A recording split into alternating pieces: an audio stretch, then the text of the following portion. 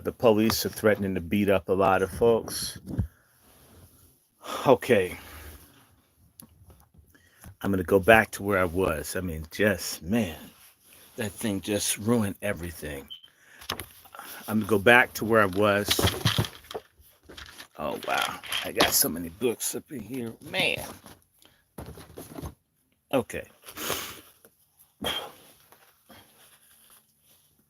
Here we go. The book, Wall Street and the Rise of Hitler. I'm going to put up on the banner. Everybody, y'all can come back.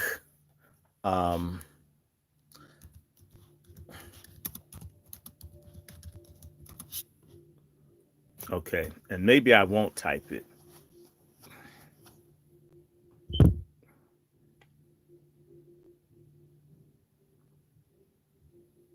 Okay.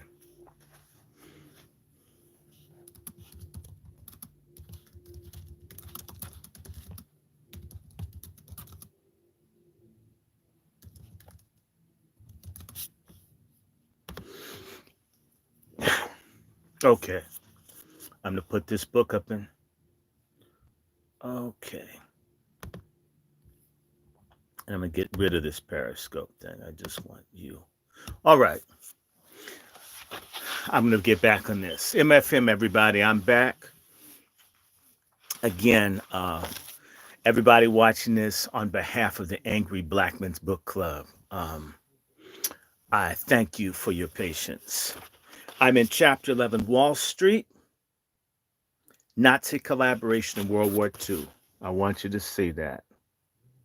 It's actually a real chapter in a real book. All the stuff you heard about World War II and the greatest generation, it's a lot of bullshit. Now, I'm not attacking the soldiers that fought, but these are rich people that create these wars that poor people die in. Wall Street, Nazi collaboration in World War II, Chapter 11, Anthony Sutton, Wall Street, and the Rise of Hitler. Behind the battlefronts of World War II, through the intermediaries in Switzerland and North Africa, the New York financial elite collaborated with the Nazi regime. It's the same people that are funding Black Lives Matter and Antifa. Same people. Captured files after the war yielded massive evidence demonstrating that for some elements of big business, the period of 1941 to 45, that's when America was at war, was business as usual. For instance, correspondence between U.S. firms and their French subsidiaries revealed the aid given to the Axis military machine while the United States was at war with Germany and Italy. Letters between Ford of France and Ford of the United States between 1940 and July 1942 were analyzed by the Foreign Funds Control Section of the Treasury Department. Their initial report concluded that until mid-1942, the business of Ford subsidiaries in France substantially increased. Their production was solely for the benefit of the Germans and the countries under its occupation. That means even where they were killing Jews. Even where they were killing Jews. Since the Holocaust is the worst thing that happened of all times, yes, American corporations helped Germans murder Jews and others in Europe for cash. The Germans have shown clearly their wish to protect Ford interest because of the attitude of strict neutrality maintained by Henry Ford and the late Edsel Ford, and the increased activity of the French Ford subsidiary on behalf of the Germans, received the commendation of the Ford family in America. Similarly, the Rockefeller Chase Bank was accused of collaborating with the Nazis in World War II France, while Nelson Rockefeller had a soft job in Washington, D.C. Substantially, the same pattern of behavior was pursued by the Paris office of the Chase Bank during German occupation. An examination of the correspondence between Chase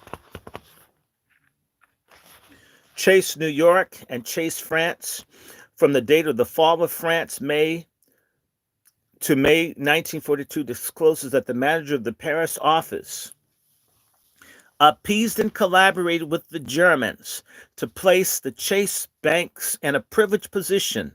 The Germans held the Chase Bank in very special esteem owing to the international activities of our Chase head office and the pleasant relations with which the Paris branch had been maintaining with many of their German banks and their German local organizations and higher officers. Excuse me.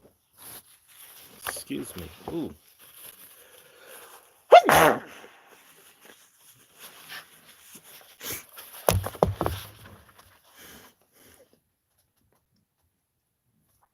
The Paris manager was very vigorous in enforcing the restrictions against Jewish property, even going as far as to refuse to release funds belonging to Jews in anticipation that a decree with retroactive provisions prohibited such release might be published in the near future by the occupying authorities.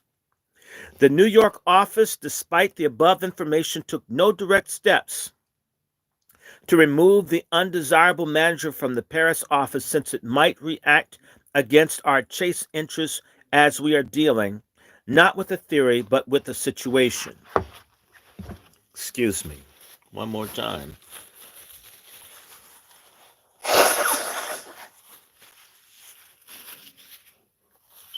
Okay. So American banks and American manufacturers worked to help the Nazis kill and steal property from Jews. And if you or I make any kind of observation in terms of how we're treated by someone who may be racist or unfair, that is Jewish, you or I am an anti-Semite. But big businesses that help murder and steal from Jews that are white Anglo elite don't get called the same thing, who actually participated in the Holocaust. Think about that. Think about how you can get put off of the internet or called an anti-Semite for simply mentioning that, say, a falasha, an Ethiopian Jew, may be persecuted by the police. This is a fact. You can go look this up on the internet. This happens in Israel, that black Jews get mistreated. If you mention that, I know people who would tell you, you hate Israel, you hate God, you hate Jews, if you read the Jewish press. But if Ford, if Chase Manhattan Bank, if IBM helped organize the Holocaust of Jews, there's no comment on this.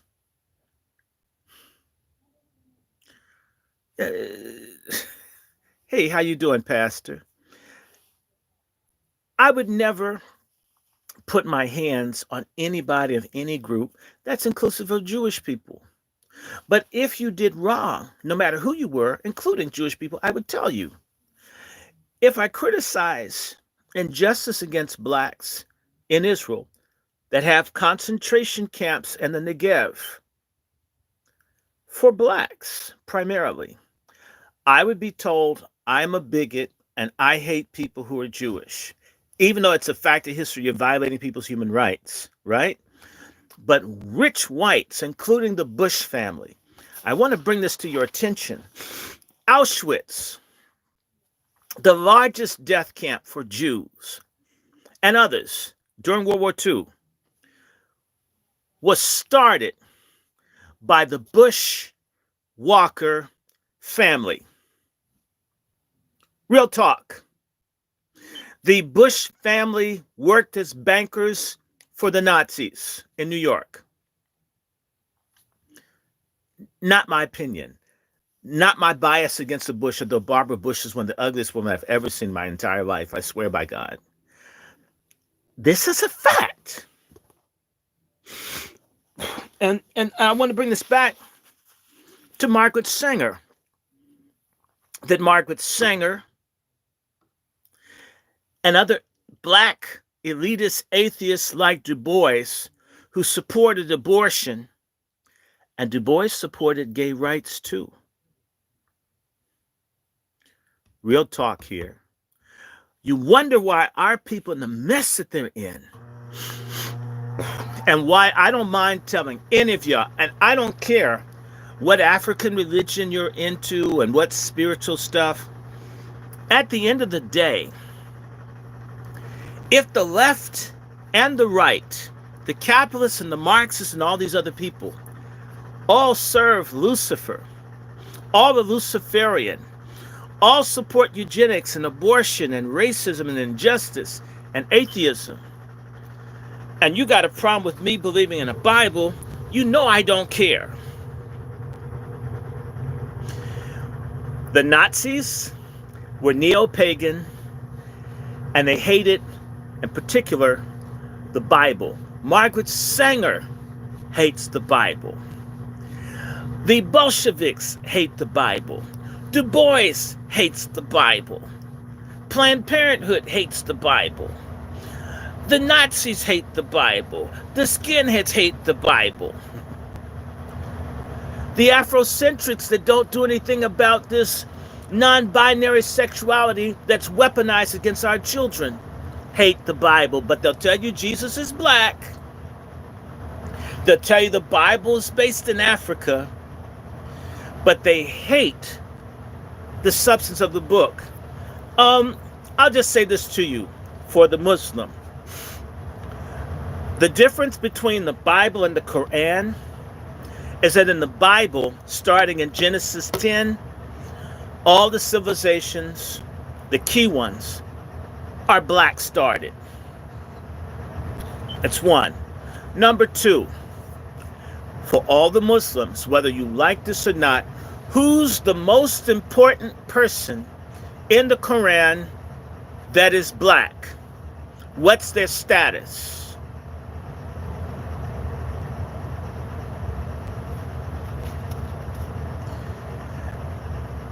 Islam gives me a black man who came from nobility, who was a slave, who got his freedom, became the first worship leader in Islam, the first convert to Islam other than Muhammad is Bilal. Fact. However, did Bilal succeed Muhammad as the next caliph of the Ummah? Was Bilal good enough to be leader of the early Islamic community after Muhammad died? And by the way, in Islam, says Muslims, Muhammad is the most holy representative of Islam. If that is true, and if he's the divine prophet of, and the last final prophet of the revelation of the Most High God, and Muhammad wanted Bilal to replace him when he died, and the prejudices and anti-blackness of that religion meant that Bilal was afraid to become caliph, means that there's such entrenched anti-black racism at the very beginning of Islam that the holiest prophet in the history of Islam, his wishes for his first convert, the most faithful of his followers, wasn't good enough based on the color of his skin to be the leader of a faith he helped start. That's what Islam's Quran gives me, is that I'm somehow not good enough. That no Muslim can explain to me. Why didn't the black guy get to be the caliph? Why didn't Bilal get to? And you can tell me about it being in Syria, but why not in Mecca? Why not in Medina? If, in fact, he lived in Mecca or Medina, why not a shrine to honor the black convert to Islam, the first person to lead prayers in Islam, doesn't have the respect that he deserves? You can tell me he's a major leader, and Muslims don't bullshit me, don't lie to me about racism in Islam, because I don't lie about racism in Christianity. You guys lie about this. You guys are liars about this. Belial, his name, you go all over the world, one out of maybe every 20 people in the world or 30 people in the world is named Muhammad. How many of them are named Bilal? How respected is Bilal overall in Islam relative to Muhammad or a range of other people? Bilal, they put that in the faces of black people to become Muslims to say there was someone significant. That's great. Yeah, but not, no, brother, you can't bullshit me. Arif, there are very few people named Bilal as compared to Muhammad. Very few. It's just not true. Get out of your feelings. Tell me how many people you know named Bilal, and tell me how many people you know named Muhammad. I've met one person in my life named Bilal. I've met hundreds named Muhammad. And I'm not taking away from Muhammad. Yeah, but his name is so much more popular than the first believer. Come on. There are a lot of people named Jesus, but there are people named John and Paul and David. I mean, there are all kinds of names. Matthew, Mark, Luke, lots. But I'm just saying, Belial is basically a footnote. I'm not knocking him being a footnote. I'm just trying to say to you, the best that the Quran gives me when I talk about black identity is a slave. And the Bible gives me kings, queens, civilizations, and a range of other things. In fact, it even gives me the Son of God comes to earth as a black man. Okay. If I just had to go on a scale of blackness, would I like an ex-slave or would I like the King of Kings? And so I'm sorry. There's no comparison between a prophet and the King of Kings. For the Most High to pick a black man to be his representative on earth beats the hell out of being a final prophet. I don't care how you like that. So no, the King of Kings, no, we disagree. That's your opinion. Okay, so I'm not gonna waste any more time on that. When someone shows me any of these other major religions that shows as much deference for people who are black as the Bible, if you've actually taken the time to read it and take it seriously as a historical book, there's no comparison. Not Buddhism, not Hinduism, not Shintoism, not Confucianism, none of them. Never has been, never will be. The blackest, most proud thing that you could connect to is the Most High through the Bible. And in fact, the Quran, frankly, is a remix of the Bible with reinterpretations, absolutely, because any Muslim, and I challenge them, and you're going to get mad, I don't care, get out of your feelings. You can find documented examples of the Old Testament books that go back, Dead Sea Scrolls and others, thousands of years. The earliest Qurans that people know that they still have are from like 800, 900 AD. When you understand that Dead Sea Scrolls and all were around way before. And so I don't want to get into this whole discussion about religion, but I'm a Christian for a good reason. I'm not going to stop being one. And in reality,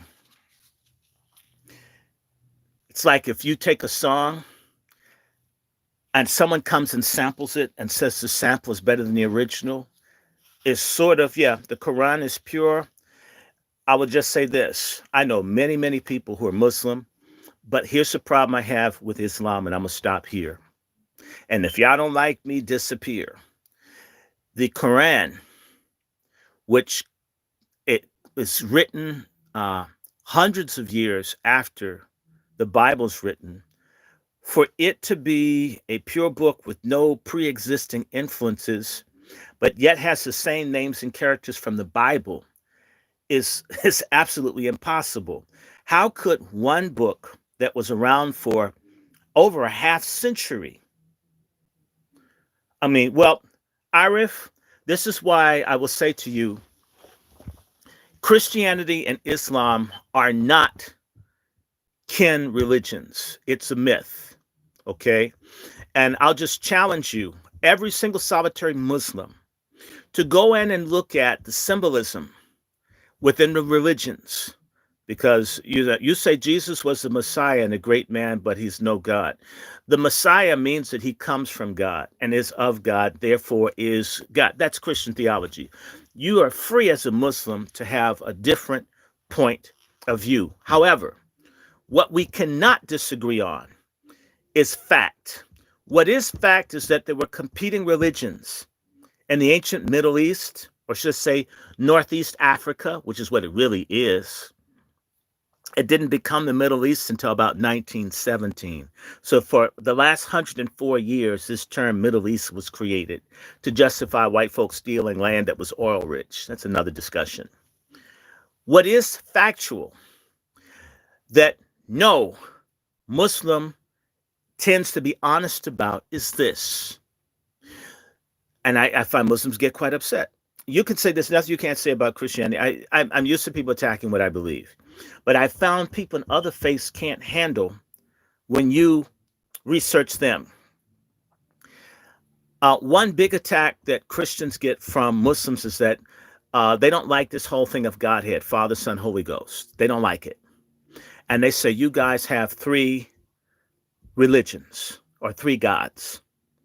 And I always say to them, okay, if three and the Trinity, Father, Son, Holy Ghost, is too much for you, why are you able to deal with Allah, Al-Uzza, Manat, and I forget the name.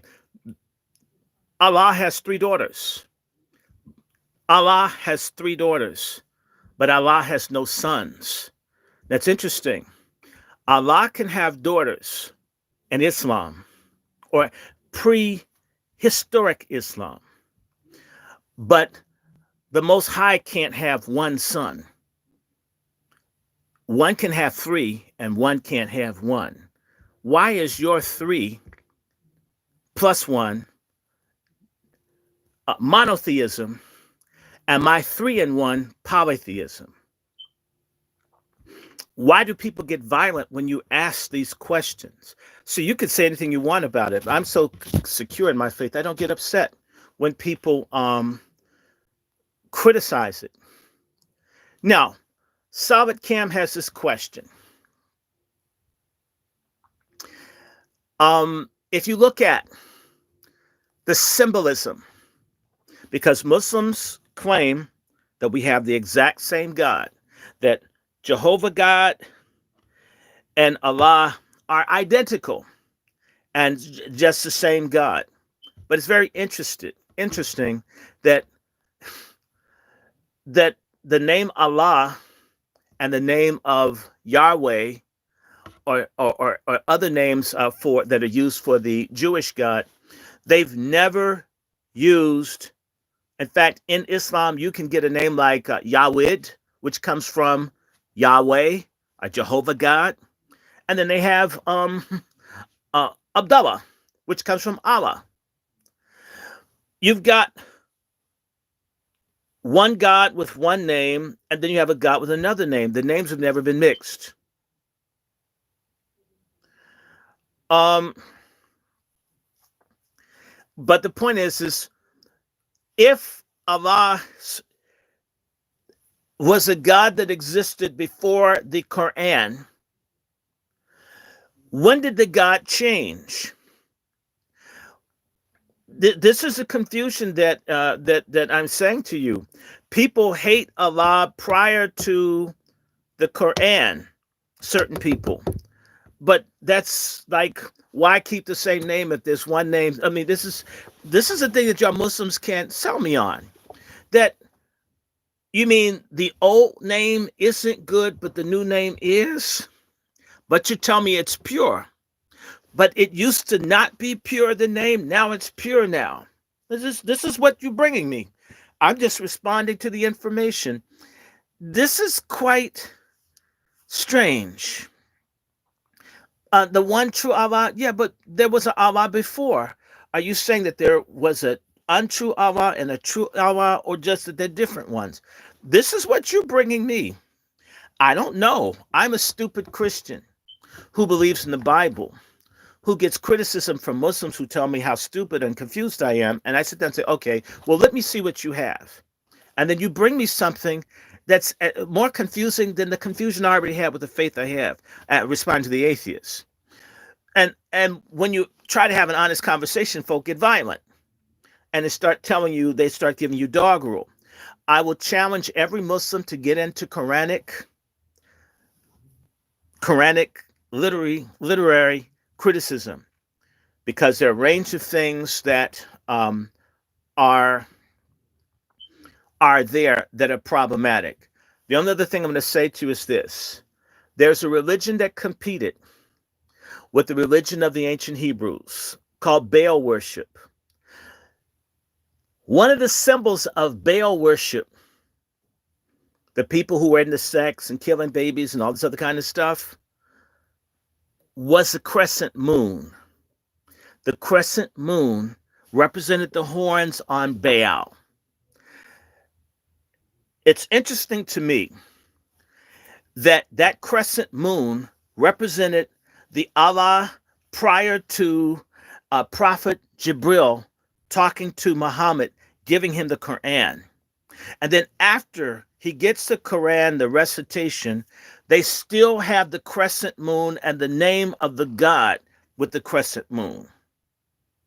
Well, I'm just saying to you, but that crescent moon represented the old religions that were polytheistic, sexual, and all this kind of stuff. And the star and the moon represented these old religions that predated Muhammad. And so, same name, same symbol, different God, or whatever. Maybe I don't know. I'm going to stop there, but I challenge any Muslim to ask yourself why the same name, the same symbol, and yet the same name, same symbol, but the old one with the same name and the same symbol isn't. One is pure, one isn't. That's what you're telling me. So let me get back to something else. This is why, nope. Just look at the bullhorn and sacrificing and abortion and gayness and all the stuff that was in the old Baal worship. Okay. And it's the same religion that was practiced in Mecca. Same religion practiced in Mecca. So the prophet told us.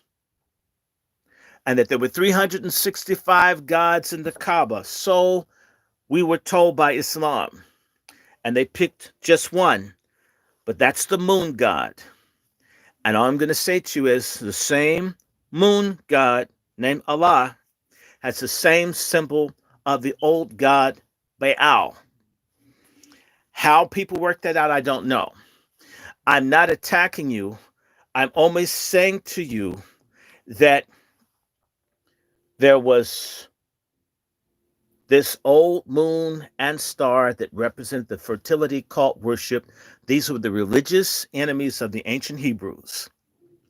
That's all throughout the Old Testament. Don't blame me. Isn't it interesting that the scriptures teach us to have no regard for heavenly bodies, and worshiping the stars or moon, all that is not of God? But a religion that claims to be a companion Abrahamic religion has the moon and star as its representation, and yet the same moon is a representation of Baal, the religion of which most of the New Testament denounces. So yeah, right. I'm not deflecting. I'm just going straight to it. I'm done with this. I challenge anyone. Look up Baal. Look up Baal symbolism, the ancient religion that promoted LGBTQ and all this stuff. Look it up. Go into Google and look it up. Go into Wiki. Look it up. Baal symbols. And ask yourself, when you look at Baal, and what the symbolism is, and what religion in the world has the same symbols as the ancient Baal worship, and you draw your own conclusions. I'm done. I'm having no more religious discussions. Only a liar, only a person that is confused spiritually cannot see that the symbol, there's a carryover. And why would a religion that says it's different from what this have the same symbols as something that was seen as corrupt? That would be like me using toilet paper 2 times. Back to my book. No more religious discussions. I'm done with that. Go look it up.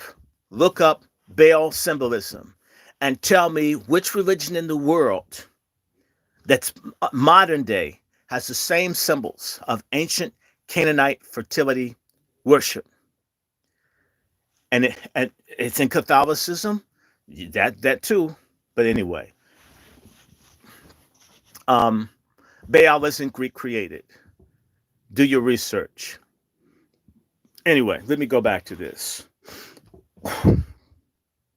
Listen to this. I'm on page 150. An official report of then Secretary of the Treasury Morgenthau concluded, these 2 situations, i.e. Ford and Chase Bank, convince us that it was imperative to investigate immediately on the spot the activities of subsidiaries of at least some of the larger American firms which were operating in France during the German occupation. Treasury officials urged that investigations be started with the French subsidiaries of several American banks, that is, Chase, Morgan, National City, Guarantee, Bankers Trust, and American Express. Although Chase and Morgan were the only 2 banks to maintain French offices throughout the Nazi occupation, and September 1944, all the major New York banks were pressing the U.S. government for permission to reopen their pre-war branches. A subsequent Treasury investigation produced documentary evidence of collaboration between the Chase Bank and the J.P. Morgan Bank with the Nazis in World War II. American banks helped facilitate the Nazis, the Holocaust, World War II. They also fund Planned Parenthood. They're the same people putting money in the pharmaceutical corporations that are pushing us to try these smoothie flu vaccines that we're told are for the pandemic. It's in the book. Our government knows that these blanks worked with. Let me see. I'm going to skip one more. So our banks financed the Soviet Union, financed American capitalism, financed Nazism, financed eugenics. Let me go back to this. I won't go back to what I was in. I just want to stop. I just want to stop and say, when we talk about this Negro Project and that this stuff is linked and these people are dark and they're devil worshipers. And by the way, before I go any further, I want to say to you that the many of the leading people in the Islamic world, sure they did, with the exception of the Saudis, were aligned with the Nazis to get rid of the British and the French. This is not my secret. I mean, it's nothing. And so these people got down. The Shah of Iran was with Hitler. The head of Turkey, Mustafa Kemal, was down with Hitler. The Mufti of Jerusalem was down with Hitler. With the exception of the House of Saud, which were down with the British, later the Americans favored. In fact, the King Faisal, the last king of Egypt, supported the Nazis. The leadership of a Muslim world was pro-Nazi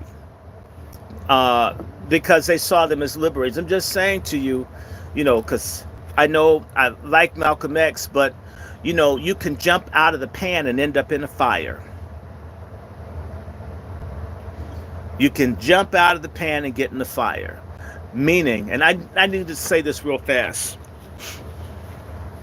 Right at this moment, the Holy Land of the Muslim faith, Saudi Arabia, is starving 25 million people, primarily dark-skinned, black or brown Yemenis, to death.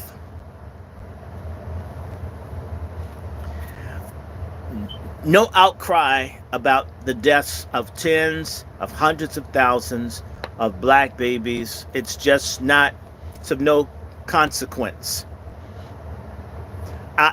Just a few hours drive from Mecca and Medina, people are being starved to death. When they were being butchered in Libya, when they're enslaved in Mauritania, when they're second-class citizens throughout the Middle East, when they didn't have human rights in Iraq, and so forth.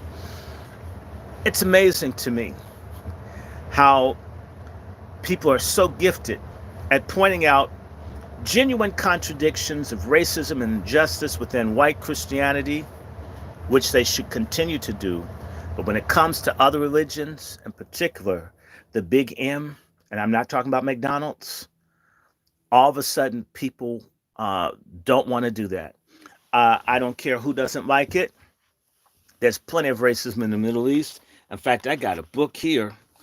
I got a book for my brother here. And maybe I'm going to read out of this one day. Here's a real good book for you. Here's a real good book for you. The Legacy of Arab Islam in Africa. Y'all want to hear about some... Okay. Anybody? I'm going to read from this another point. But y'all look at this and then come back and talk some smack to me. Come back once we're going to read through this. I'm not going to do it right now. But the Legacy of Arab Islam in Africa.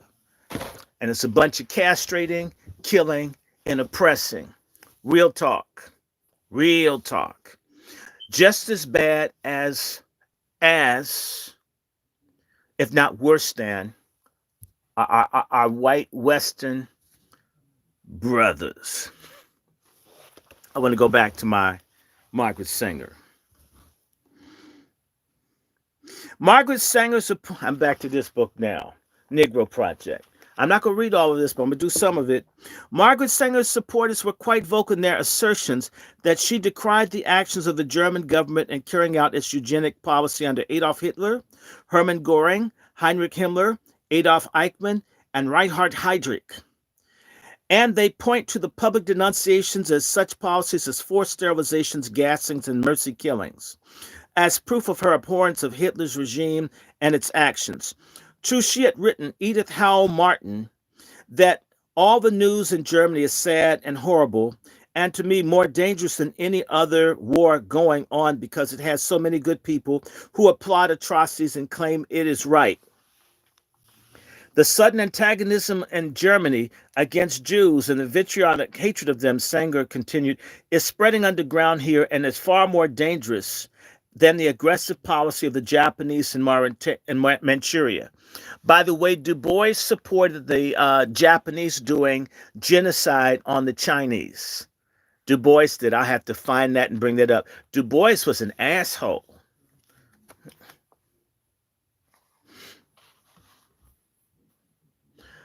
Can you hear me? Can you hear me?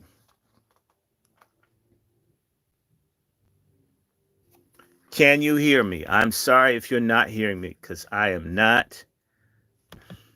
Okay, y'all can hear me good. Anybody that can't hear me in, let me type this out. Okay, you can hear me. Wonderful.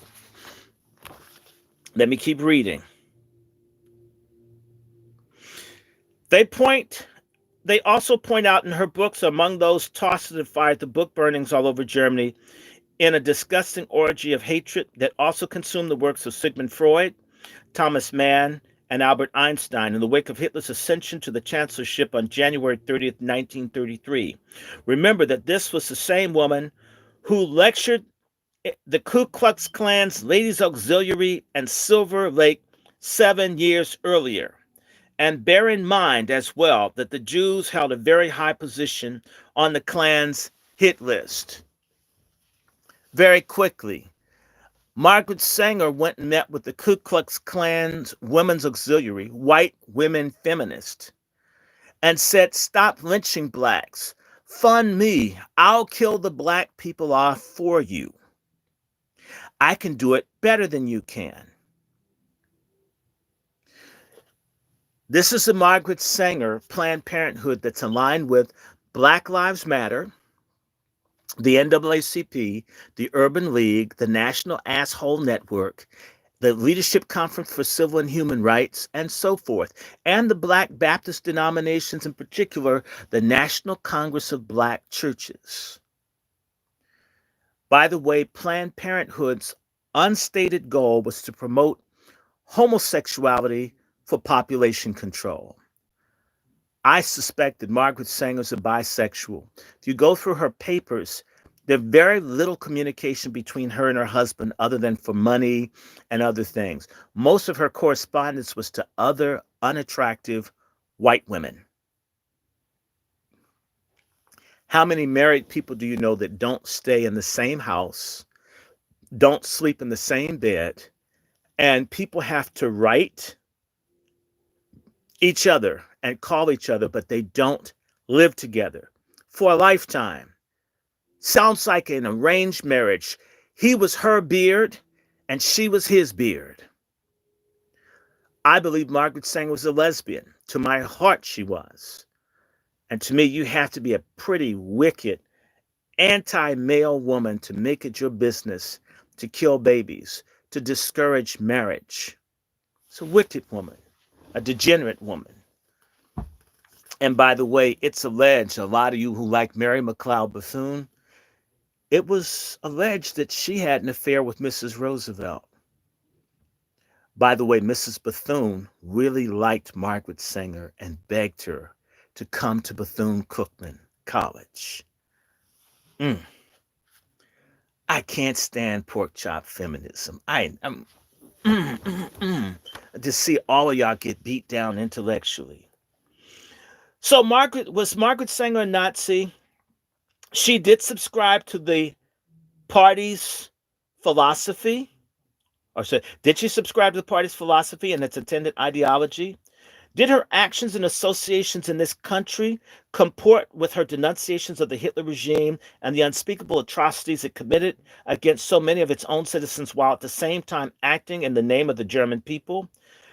There are questions that have rarely, if ever, been asked, questions that cry out for answers from Margaret's supporters and apologists. As the saying goes, one can judge a person by the company they keep. So let us now do exactly that. Let us examine the company that Margaret Sanger kept, the associations and alliances she maintained, and judge for ourselves the validity of her supporters' claims and assertions. While it is true that Sanger was never a member of the Nazi Party or its American offshoot, it cannot be denied or wished away that she was in sympathy with many of its goals regarding eugenics. It has already been established quite clearly that the American eugenics movement and its German counterpart each had the same objective. Each sought to improve or purify its respective gene pool through the use of scientific means. In the US, this was carried out in various ways, such as sterilization, either voluntarily or coercively, anti-miscegenation statutes, aka don't fuck blacks, immigration laws limiting the number of people coming into this country from a particular part of the world, and so on and so forth. Germany's approaches to racial hygiene, as it was called, took on a far darker tone, especially after Hitler's ascension to the chancellorship. His rise to power took the German eugenics movement, which had originated in the late 1800s, in a wholly new and different direction. His role as the leader of the failed beer hall putsch on November 9, 1923, put him in the Landsberg prison from 1924 to 25, a time during which he had ample opportunity to entertain visitors, steep his fellow inmates in Nazi doctrine, and just as importantly, to read, and read he did voraciously. During his time behind bars, Hitler read everything he could get his hands on, and he pored over the texts of American eugenicists like Harry Laughlin, Lothrop Stoddard, and Margaret Sanger.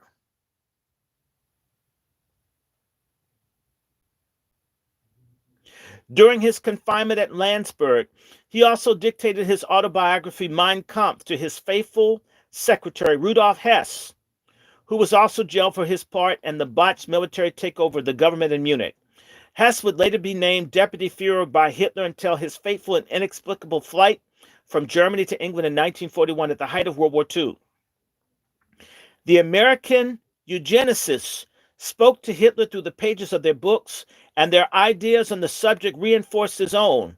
Hitler was especially struck by the Darwinian theme of the survival of the fittest they conveyed, and their notions seemed to confirm his own racist views. Adolf Hitler's mind made in white America.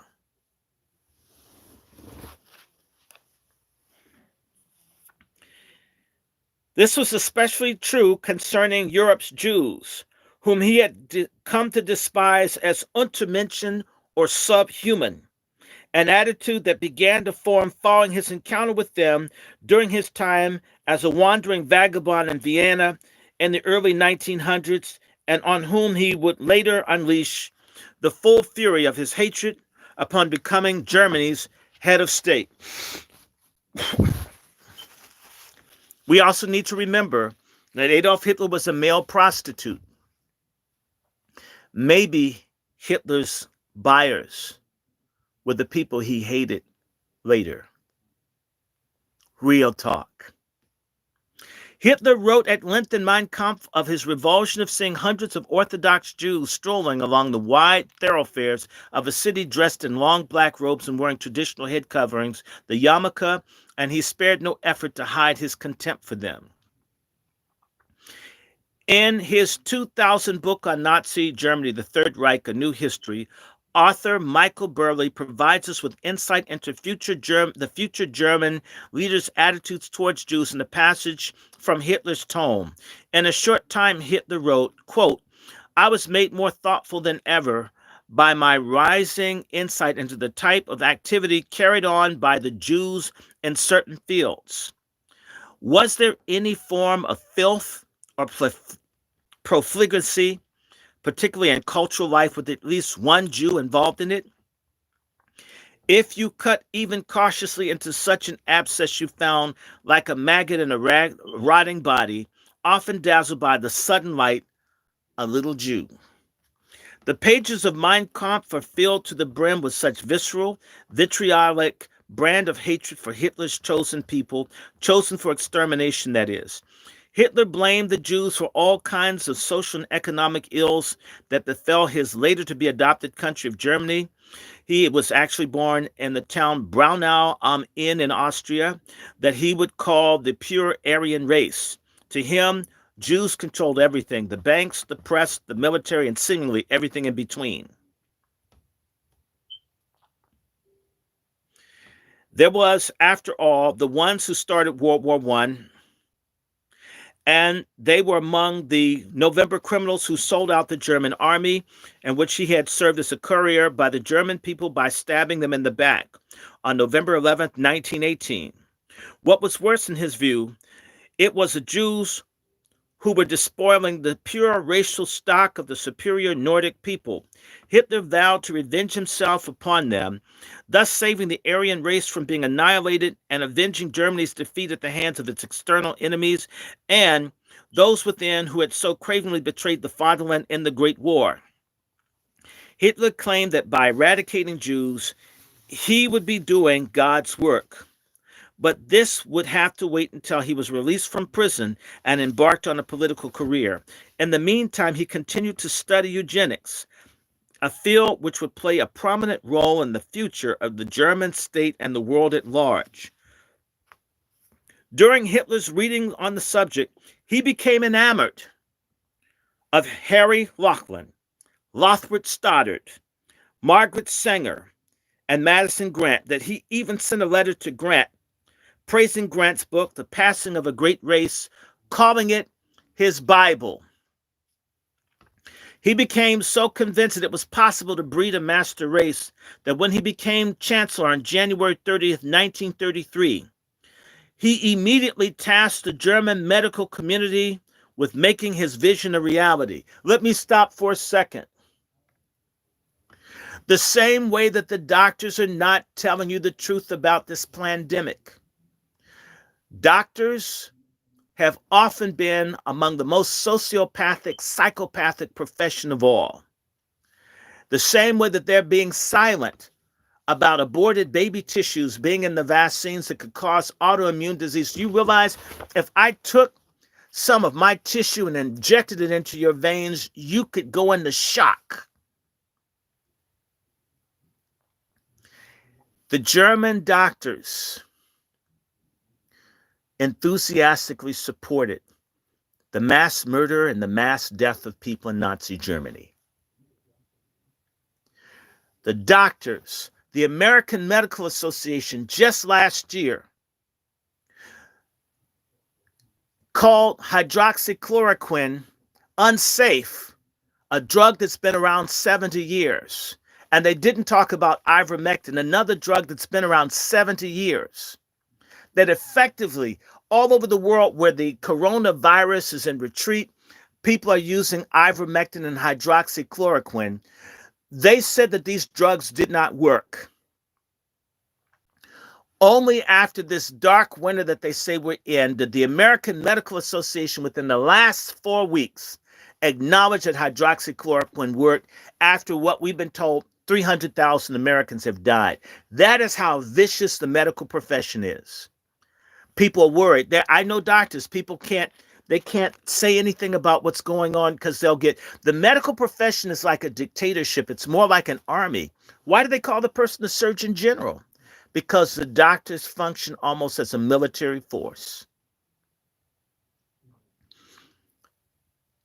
Tuskegee was a military operation. Killing off the Indians, sterilizing people is a military operation. You use force and coercion, and you have organization. They've used medicine. They have used eugenics requires that doctors and nurses become soldiers, but they have a scalpel or a syringe instead of guns or grenades or tanks or bombs.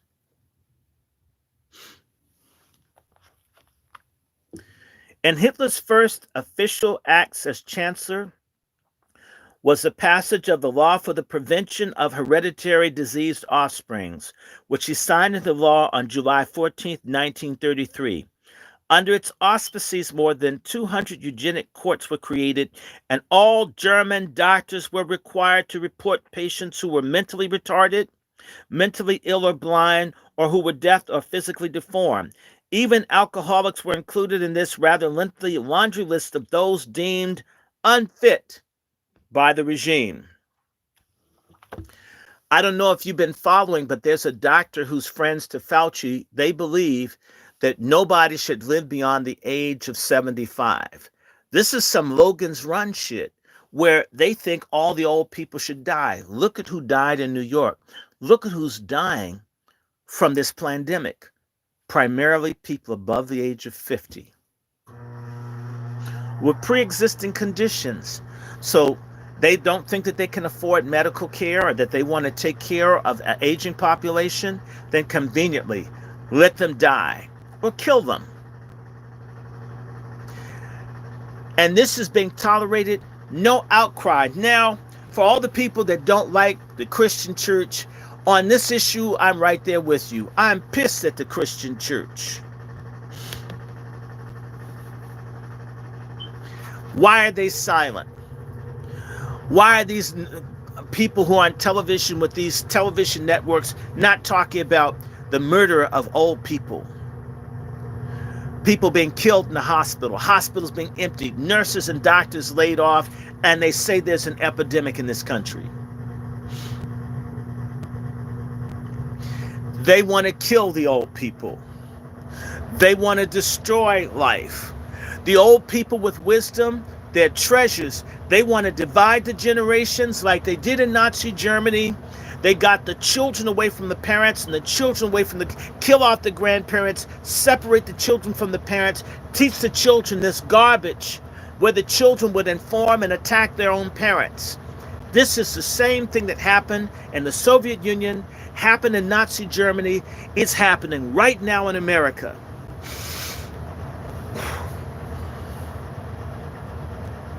Real talk.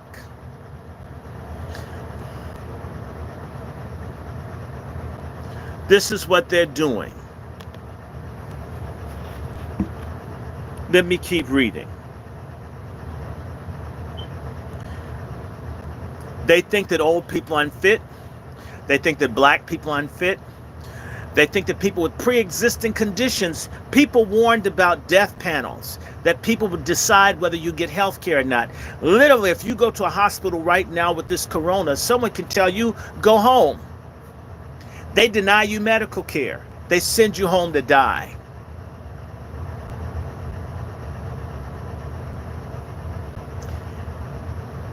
At least the Germans took you into their place and killed you. Here, they sent you home to die. And they cremate the people. So if you don't die from corona, they burn you up. Nobody gets to know. You can't even have funerals. This is insane. Imagine someone took your grandmother or grandfather, said they have corona, nobody can come. We got to burn the person up. We'll send you a box in the mail.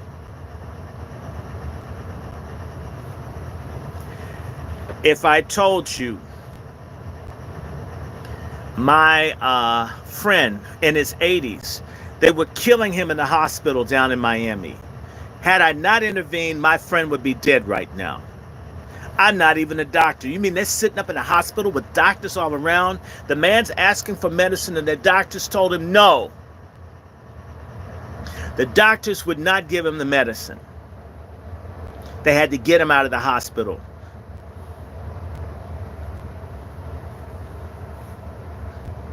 This is the same thing that the Nazis did. It's here. And it operates with the same, as you read in the pink triangle, or I'm sorry, the pink swastika. Damn, there are two of these books. One is a gay book, one is not a gay book. Pink triangle, I mean pink swastika. You know what I mean? Let me read this. The law also stipulated that any doctor who did not properly report such individuals was subject to stiff fines in order to force compliance with its provisions. This is the same thing. If they test you and they give you that bullshit test for corona, then these people have to write you up and, they want to inject you and trace you. Remember the 666 thing? They want to trace everyone that has corona, that this Baphomet-looking coon, Bobby Rush from Chicago, the no-good black congressman who may be a police or FBI or military intelligence snitch, that may have helped play a role in having Fred Hampton Sr. murdered December 4th, 1969, along with Mark Clark.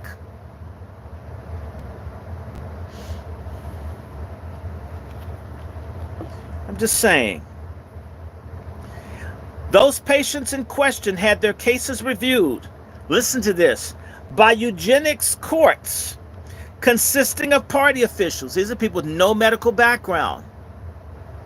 There are people on television telling you news and they don't know anything about medicine. There are people, in fact, I can go and put I've put articles up from medical journals on Facebook and they've taken them off. You mean some homoerotic person in Silicon Valley from India who has no background in medicine can go against the British Medical Journal or Lancet or the Harvard Review of Medicine? I can't post academic research. I get told that this is false information by a person with no medical background. Dr. Stella Emanuel, a friend of mine who's treated thousands of patients for corona, if I put her video up, my Facebook page will be taken down. Any of my pages will be taken down if I have doctors who treat people for corona. I can't share their information without them attacking me, saying that this isn't factual by people who are not doctors. They're now using this social media to function as a eugenics boards. Understand me. Consisting of party officials and public health officers who would take a look at their medical records and interview their friends and colleagues before issuing their decision as to whether to order them sterilized. By the way, the vaccine causes sterility, Black women. The vaccine causes sterility, Black men. The coronavirus attacks 39 receptor cells in the testicles, in particular of Black men. They are literally working to exterminate us. This is a bioweapon. Ask anybody, why do they do SARS tests for corona? And if SARS comes from corona, why aren't we talking about SARS-2 instead of COVID-19? Why can't they have some consistency in how they talk about this damn disease stuff? This is a big, greasy chicken grab. Have you ever tried to catch a chicken with grease on it? You're going to have a hard time because it'll get out your hands. They deliberately want this confusing for us not to understand what's happening. When you go look up Trump and you'll find out that they'll say that Trump got treated for SARS, but you told us he had COVID. Is COVID SARS or is SARS COVID? Or are they two different things or are they the same? Why won't they make that plain? And if it's SARS, why do they call it COVID? And if COVID is MERS and SARS put together, why do they just have a SARS test versus a MERS SARS test for COVID? Are y'all understanding me? I mean, I'm not that smart, but at least be consistent when the story starts getting confused and they're supposedly the experts. You mean you can't make this make sense for me to understand, but I'm just supposed to let you inject my ass? No, to hell with that. Let me keep reading this. The patients themselves never had any choice in the matter. They're telling people, if you want this job, you have to take the injection no matter what. Sound familiar? This is Nazism being done right now. And who's overwhelmingly the people that work in the hospital that wash the clothes and clean? They're Black. They're Black and brown and poor. And if you're a truck driver and you work for the city, the jobs that our people, most Black people's jobs, are concentrated in government, state or local service, or in the service industry. These are all the places where people have to get the injections. You don't see them trying to inject people on Wall Street, not these rich white people. It's not going to happen like that.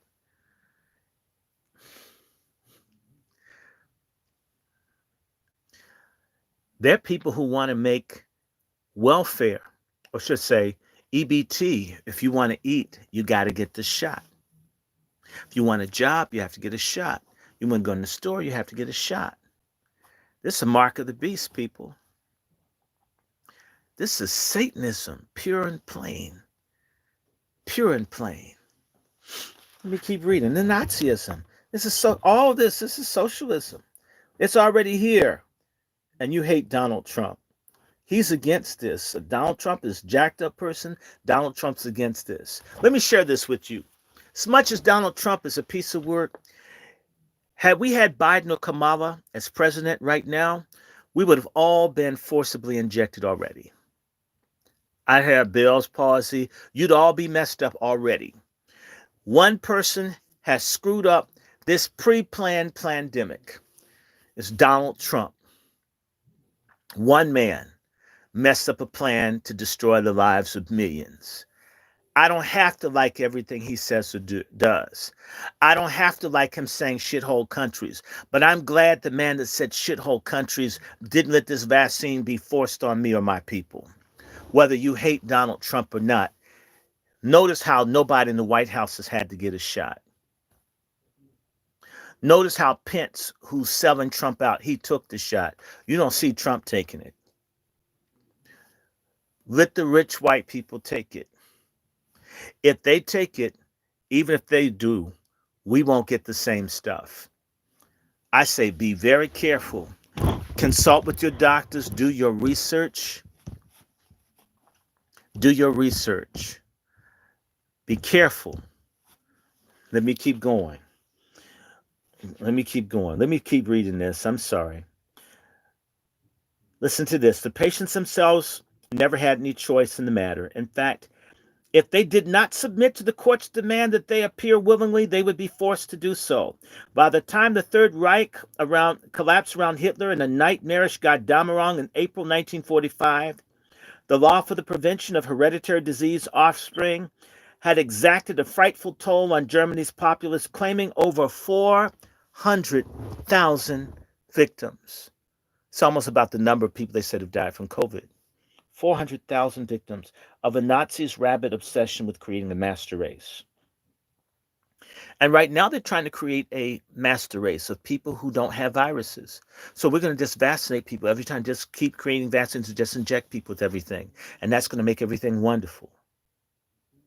Hey, stand up, strap up. The aforementioned law and others like it were the product of Hitler's and the Nazis' tortured belief and the doctrine of blood and soil, which, among other things, preached the superiority of the Aryan, or the northern Indian race above all others, especially those of Jewish descent, in addition to being the source of all the world's ills. Jews simply did not fit into Hitler's notion of the ideal man, therefore must be eliminated along with a whole slew of people who did not measure up. People like Slavs, Gypsies, Negroes, and yes, those physically and mentally deficient people who were subjected to the tender mercies of Hitler's eugenic courts.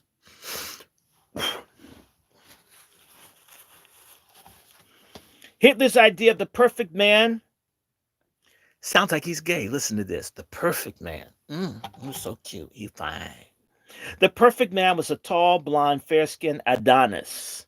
By the way, Adonis is a gay Greek mythological character. So Hitler wants a fair-skinned Adonis who would be possessed with almost superhuman strength and whose qualities, and would use those qualities to fight Hitler's war and usher in the existence of a 1,000-year Reich. And the Führer, the leader, would have plenty of help in realizing his dream from the likes of Heinrich Himmler, Reichsführer, and a former chicken farmer, fanatical propaganda minister Joseph Goebbels, Gestapo chief Reinhard Heydrich, Adolf Eichmann, the architect of the final solution to the Jewish question, and thousands more. As cruel and inhuman as the first law was, however, it paled in comparison to the enactment of the so-called Nuremberg laws. The Nuremberg laws, passed by the German Reichstag on September 15, 1935, now effectively stripped of the basic protections of all other Germans enjoyed. Jews in Germany were no longer citizens in their own land. The preamble of the law of the protection of German blood in honor states, and viewed with the insight that the purity of the German blood is a prerequisite for the continued existence of the German people, and inspired by the inflexible will to ensure the existence of a German nation, the Reichstag has unanimously adopted the following law, which is hereby promulgated. Restrictions placed on German Jews were immediate and far-reaching, included prohibitions on the marriage between Jews and subjects of German and kindred blood, extramarital intercourse between the same, and hiring of Jews by female subjects of German kindred and blood who are under the age of 45. Notice, if you will, the use of the word subject instead of citizen in the new law. The difference between the two could not be clearer. Citizens possess certain rights and their corresponding responsibilities, which include having a voice in how the affairs of the state are conducted. Subjects have no such rights.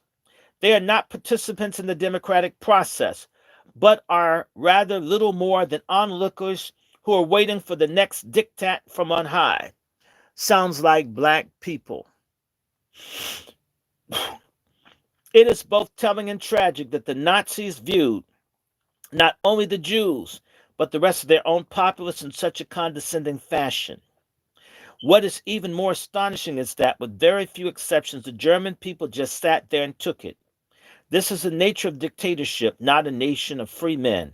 Indeed, Frederick Osborne stated Germany's rapidity and change with respect to eugenics was possible only under a dictator. However, the Nuremberg Laws, as the new legislation came to be known, extended to far more than just sexual intercourse between Jew and Gentile. All aspects of Jewish life in Germany were affected, from the refusal of shops and restaurants to serve Jewish patrons to the denial of a chance to receive a college education, to prohibitions on employment and in the trades and professions, and practically everything else. Drawing on how blacks in the United States had been and were being treated, Hitler succeeded in making the lot of German Jews so unbearable that many of them, those who could afford to do so after the Reich confiscated most, if not all, of their property first, would leave the country. I want to emphasize that the Nuremberg laws that Hitler imposed on Jews and blacks and others in Germany were based on the Jim Crow laws put on black Americans. The German Nazis traveled to America to study how we were being wiped out slowly and kept down by Jim Crow, and applied it to their niggers. American Jewry pretends as if this Holocaust is unique to them. We were the template for what happened to them. The laws that Hitler made for Jews were based on America's laws for blacks. I repeat, the Nuremberg laws of the Nazis, for which people were hung in Germany during the Nuremberg trials later, were copied off of American law applied to blacks. Are you understanding me? That the Nazis are the German version of white racial supremacy in America. And it is a copy. Now that those people have come here after World War II, many generations are now implementing to us what was done to the Jews, copied off of what was done to the blacks. They're now imitating their imitation in the land of its origin. And they are connected with the Luciferian, neo-pagan, anti-Christian, anti-life, anti-family deviants. And they're using medicine, law, sexual confusion, the destruction of religious rights, and so forth to get this done. And this is happening here and now, in your face, right now. There's nothing new under the sun of a man, that's a quote from a man who called himself black and lovely, named Solomon. Nothing's new under the sun.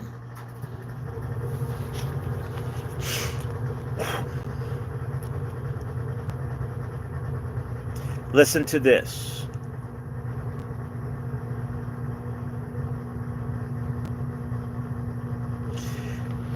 And they did, many of them ranging from the noted physicist Albert Einstein, the father of the theory of relativity. Let me just stop for 1 second.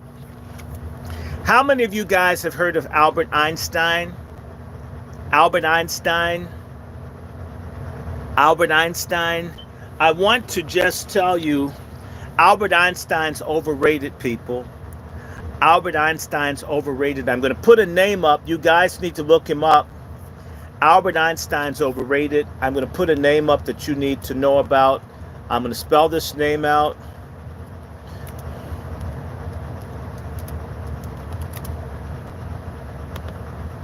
I'm going to put this name up because they don't talk about it. Before anybody ever tells you about Albert Einstein again, you need to tell their asses about Dr. Elmer Imes. Dr. Elmer Imes was a black physicist with a PhD that Einstein borrowed much of his theory from. Dr. Elmer Imes, I believe, at one point was the president of the Association of American Physicists. The atomic bomb comes from a black man. Y'all been lied to. Y'all been lied to. Einstein gets the credit. Einstein is Elvis Presley, and Elmer Imes is B.B. King, Big Daddy Crudup. It's the same way. It's some Elvis Presley shit, and y'all believe that. Y'all been lied to.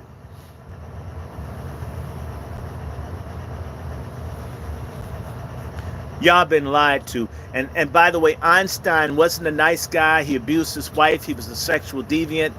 I'm not trying to take away from that.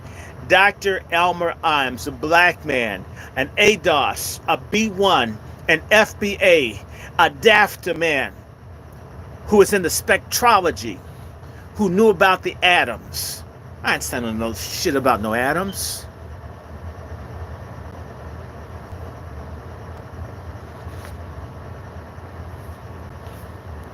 Tired of them, tired of these. The Boulets should be celebrated. Why don't you know about Elmer Imes? But every time you turn around, Einstein, Einstein, Einstein, Einstein. What about Imes?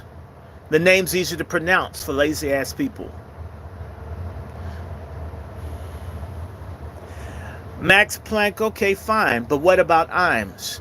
You know, y'all know, everybody knows the Germans, know about the Jews, da da da da da. Right. Well, Max Planck, Imes, Einstein, come on.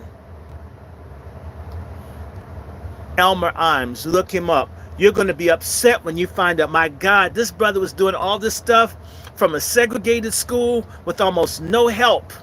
This black man's a genius. No monuments, no science departments named for him. When they talk about the atomic bomb and the Manhattan Project, not one frigging mention of Elmer Imes. And they say Einstein, Einstein, the brilliance.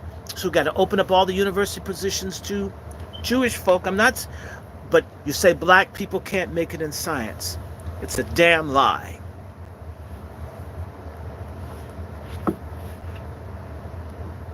Sorry. This stuff make you mad. Let me calm down.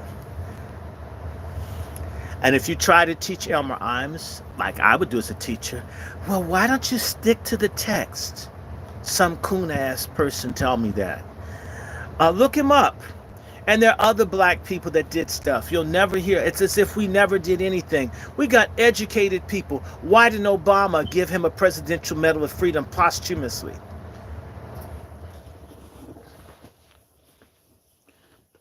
We keep moving.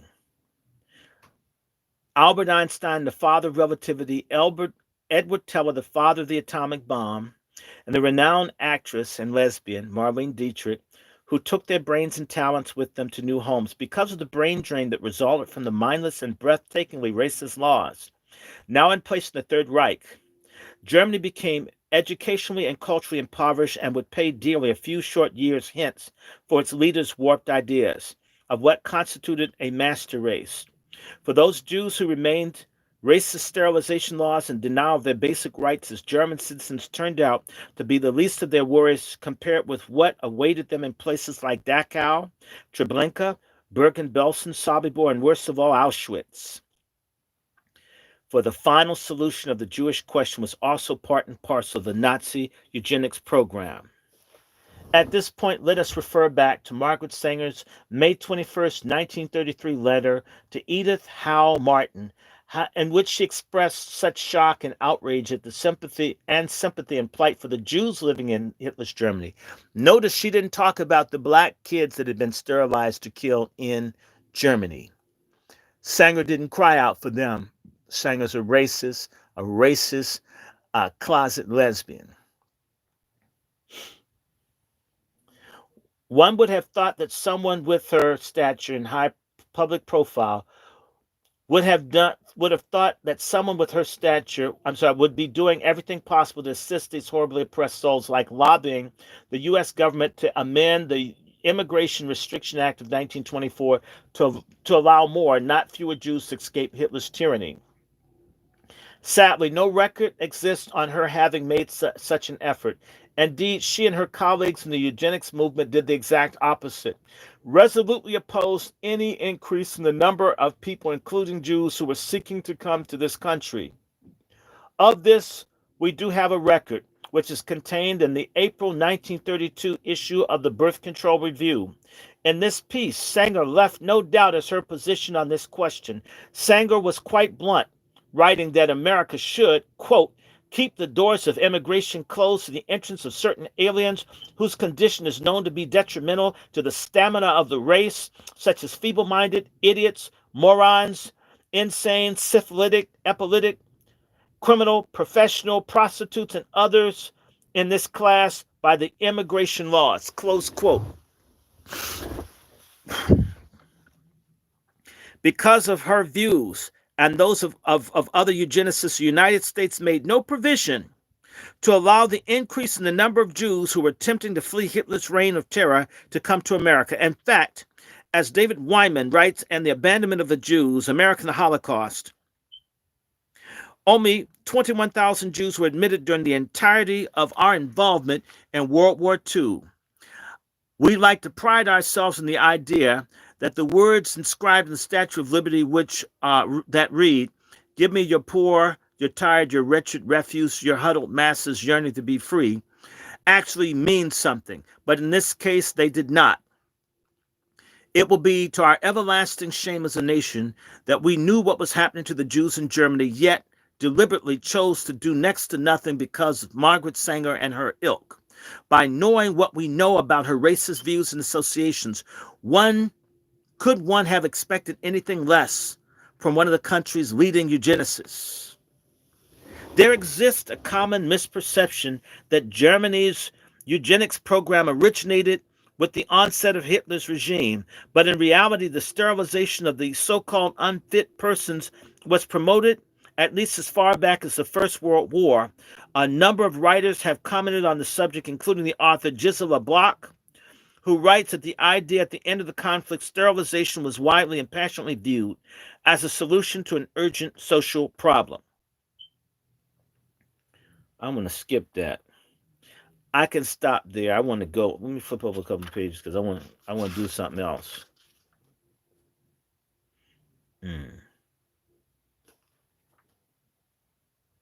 Okay. Y'all with me? I got some more here.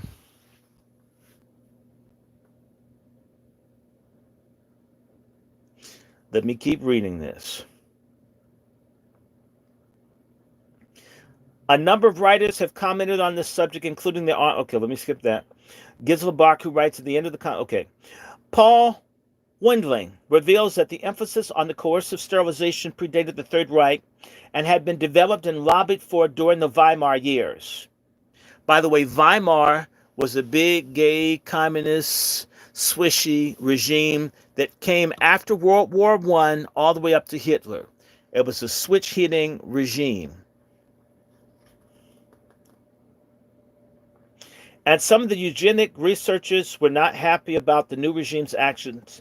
He cites one German geneticist named Richard Goldschmidt after complaining that the Nazis took over our entire plan for eugenic measures. Weidling elaborates later, the authoritarian politics provided favorable circumstances for eugenicists to exert influence on social policy and the planning of sterilization legislation. Moreover, the Nazi policy of coercive sterilization, contrary to popular belief, was not a homegrown one. Far from it. In fact, it had lots of help. As stated earlier, Hitler read voraciously during his imprisonment and had taken a keen interest in the progress of the eugenics movement of the United States. So by the time he was released in 1925, he was well versed in the subject. He spoke with particular pride to one fellow Nazi, "I have followed with great interest the laws of several American states concerning the prevention of reproduction by people whose progeny in all probability would be of no value or be injurious to the racial stock." One state whose eugenic policy Hitler followed quite closely was California, which led the United States and forced sterilizations. The California law signed in 1909 by Governor James Gillette sought to reduce the number of social misfits by sterilizing their parents and read as follows. Whenever the option of the medical superintendent of any state hospital or superintendent of a California home for the care and training of feeble-minded children or of the resident physician of any state prison, it would be beneficial to the conducive and the benefit of the physical, mental, or moral condition of any inmate of any said state hospital, home, or state prison to be asexualized, then such a superintendent or resident physician shall call in consultation the general superintendent of the state hospitals and the secretary of the state board of health, and they shall jointly examine into all the particulars of the case with the said superintendent or resident physician, and if their opinion or in the opinion of any two of them, asexualization will be beneficial to such an inmate, patient, or convict, they may perform the same. Albert Wellerstein writes in his book, States of Eugenics, whenever the opinion is the crucial phase that defined the character of the eugenics in California, operations were performed at the discretion of the superintendents. Also worth noting is that nowhere in California law does the word sterilization mention. Rather, the procedure was called asexualization. The use of such a euphemism, it could be argued, would rather be like an abortion supporter using the phrase pro-choice to mask their real sentiments. It was this law, like others around the country, which would inspire Margaret Sanger's cohort, Harry Laughlin, and crafting his model eugenical sterilization law in 1922. Interestingly, Laughlin helped get Congress to pass the Immigration Restriction Act 2 years later. This was the same law the reader would recall that Sanger was so vocal and citing when she opposed the increase in the number of Jews who were seeking to flee Hitler's Germany. Wellerstein goes on to inform us because that California's original law was seen to be too vague. It was repealed in 1913 and replaced with a new, stronger sterilization mandate that allowed the State Department of Mental Hygiene to sterilize a patient.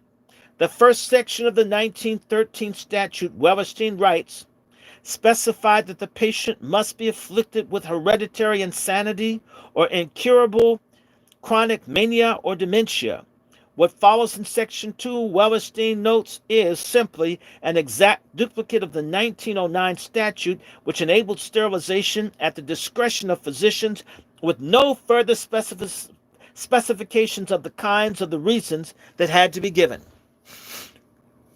The 1913 law that so inspired the Nazis and some of their allies in the U.S. was amended in 1917 and again in 1923 on the first occasion to add those suffering from perversion or marked departures from normal mentality or from the disease of a syphilitic nature, and the second to expand the list. Are y'all with me? To include prisoners who were convicted of molesting young girls under the age of 10. Wellerstein writes that no further changes to this legislation took place until 1951, when the law was substantially rewritten as a general overhaul of health legislation.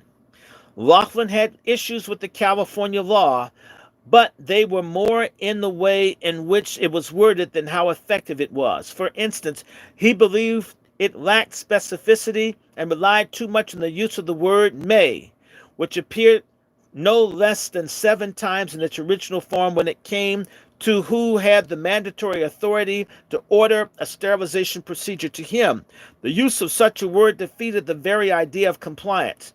For a law to be compulsory for the physicians, he wrote, then the course must be no gap in the chains of mandates, which begins with the order for the appointment of the executive officers and ends with the actual surgical procedure of sterilization.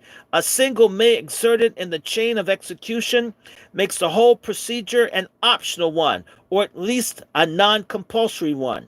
To Laughlin, the absence of any language mandating action on the part of the doctors was not only pointless, but totally unsatisfactory and unacceptable. Nonetheless, despite his misgivings, Laughlin could not argue with the results. In fact, he could not help but express his admiration for the way that the Golden State was carrying out its eugenics program. To California, he wrote effusively, must be given the credit for making most of her sterilization laws. The history of the application of these statutes shows an honest and competent effort to improve the racial qualities of future generations. Note here the use of the word racial qualities that Laughlin employed in his paean to the California eugenicists.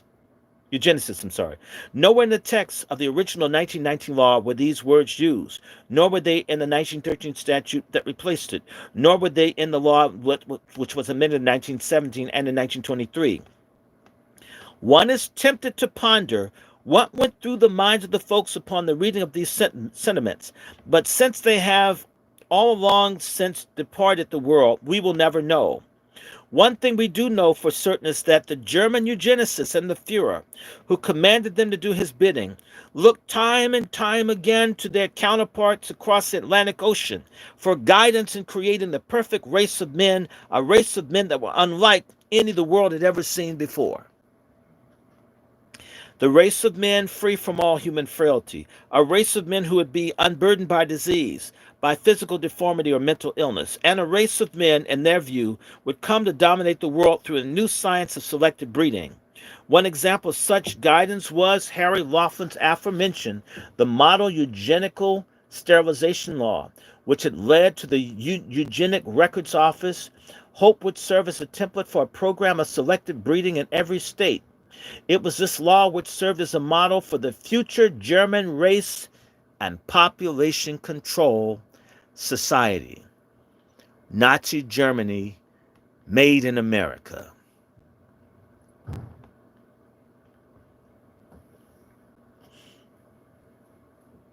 Not surprisingly, it was enthusiastically supported by German eugenicists like Dr. Ernst Rudin, who, by the way, was a colleague of W.B. Du Bois. All of you Boule coons out there, go to hell. Dr. Ernst Rudin, the director of the Kaiser Wilhelm Institute for Genealogy in Munich, who worked with the Ford and Rockefeller Foundation and worked with American doctors around eugenics and worked with Margaret Sanger and W.B. Du Bois and other eugenicists. Real talk. And published in Margaret Sanger's Birth Control Review.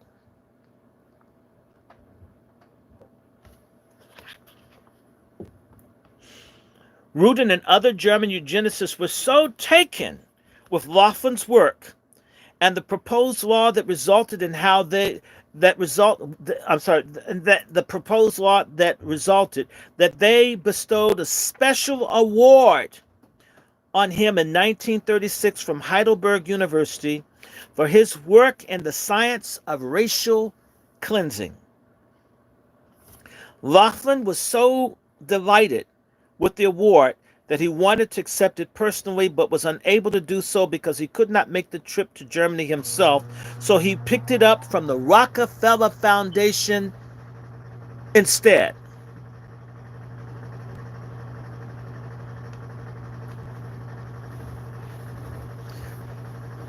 That means the Rockefeller Foundation was there, and the Fords, working with this eugenics to kill off the blacks and kill people. And these are the folks that are funding Black Lives Matter, Planned Parenthood, and this vaccination process.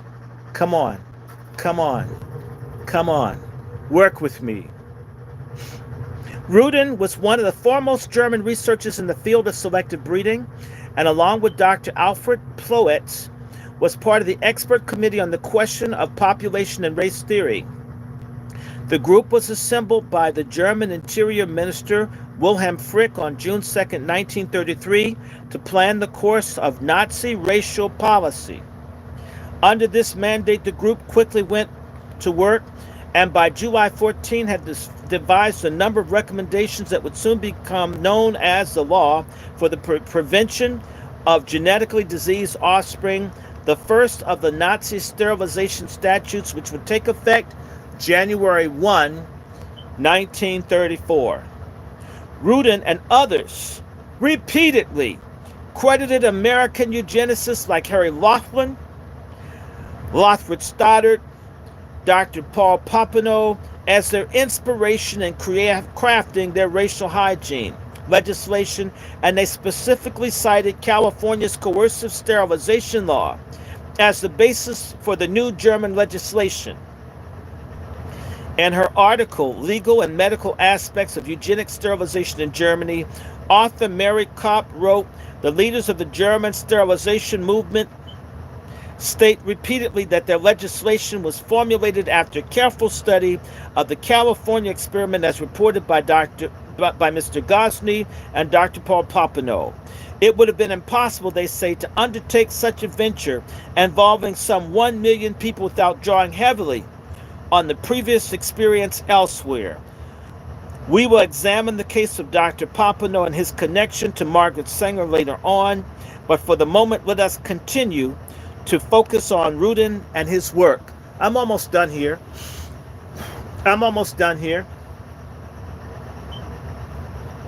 As previously mentioned, the German eugenics had been hard at work at least since the years following the First World War, and their recommendation had been the place since the Weimar Republic, but they were never really acted upon by any succession of German governments. Understandably frustrated, many of them, but all of that changed when Hitler took power January 30th, 1933. Now, for the first time, their work would not only be taken seriously, but made a top priority under the new regime. Rudin, for one, could hardly contain himself at the charge of the course. In his address to the German Society for German Race Hygiene, he expressed his delightful gratitude. The significance of racial hygiene did not become evident to all aware Germans until the political activity of Adolf Hitler. Rudin gushed, and only through his work has our 30-year-long dream of translating racial hygiene into action has become a reality. Calling the new policy a duty of honor, he continued, we can hardly express our efforts more plainly or appropriately than in the words of the Führer. Whoever does not physically or mentally fit must not pass on his defects to his children. The state must take care of only those fit to produce children. Conversely, it must be regarded as reprehensible to withhold healthy children from the state. Margaret Sanger's disciples are quick to dismiss any links to the German eugenicists, yet the evidence is to the contrary is quite clear. For example, her birth control review carried an article penned by Rudin titled Eugenic Sterilization in Urgent Need, which appeared in print 3 months before the landmark sterilization legislation was passed in Germany. Although her supporters go to great lengths to assure that Sanger was no Nazi sympathizer, they do not deny the fact that she also corresponded with Rudin and never once repudiated or condemned his views. In fact, despite her professed outrage at what happened to 6 million Jews in the Holocaust, Sanger and her cohorts and the American eugenics movement at some point must be held accountable for supporting the eugenic policies of the German government, which made the whole thing possible in the first place and which destroyed so many innocent lives in pursuit of the mad dream of establishing a master race. Rudin's sentiments were not reserved just for his German people. He wrote an essay easily tailored specifically to his counterparts in the U.S. that, in his words, were concerned only with the sterilization as a voluntary practice, that is, undertaken with the consent of the patient himself or his statutory guardians. How different this was from the policy of coerced sterilization that he and others in the field were preparing for enactment into law in his homeland. But Rudin, like many American eugenicists, knew that the people in this country would never support a national policy of coerced sterilization, despite the efforts of those like Harry Laughlin to bring that about.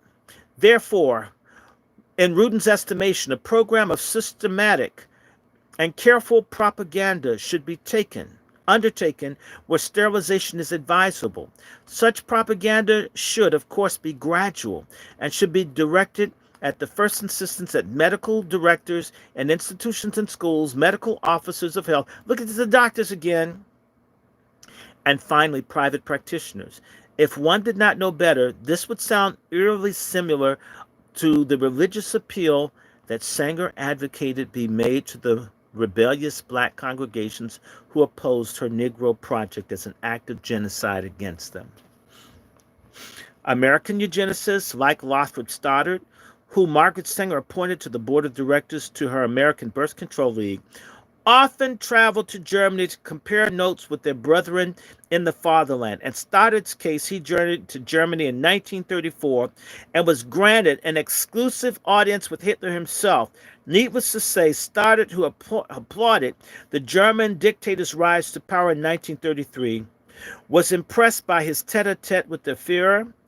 In his book, The Nazi Connection, Eugenics and American Racism and National Socialism, Stefan Kohl writes how Stoddard lauded his German hosts for increasing both the size and quality of the population, and how he praised them and the sound citizens to reproduce with the drastic curve of defective elements.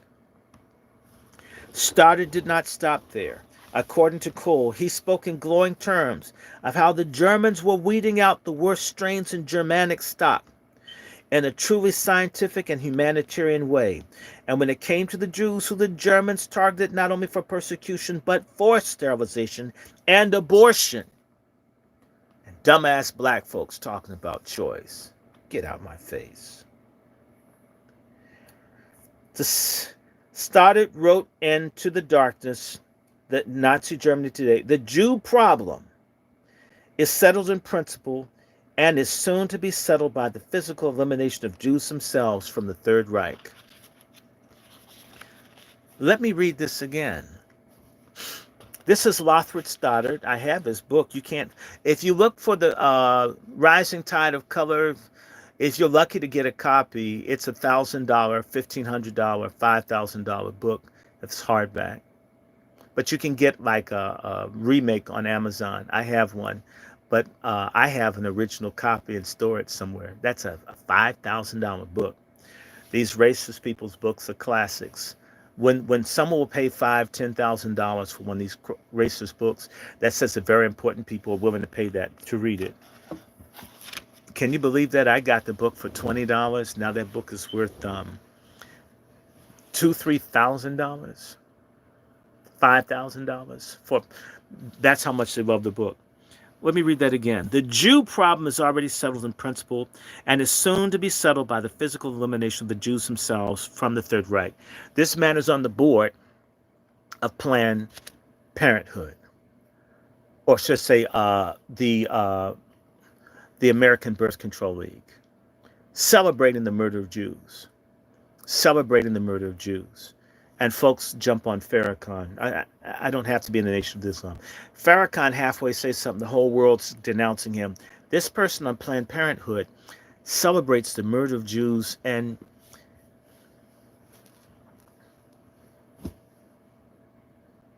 okay.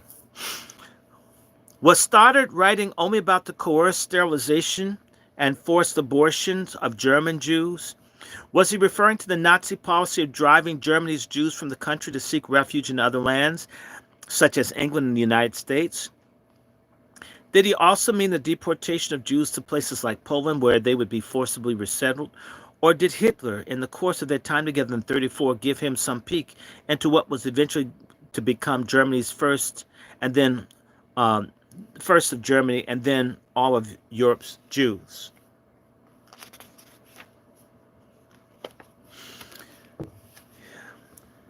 By its title, Into the Darkness may have been an attempt by Stoddard to engage in second-guessing the motives of Hitler's regime vis-a-vis the Jews. So be it.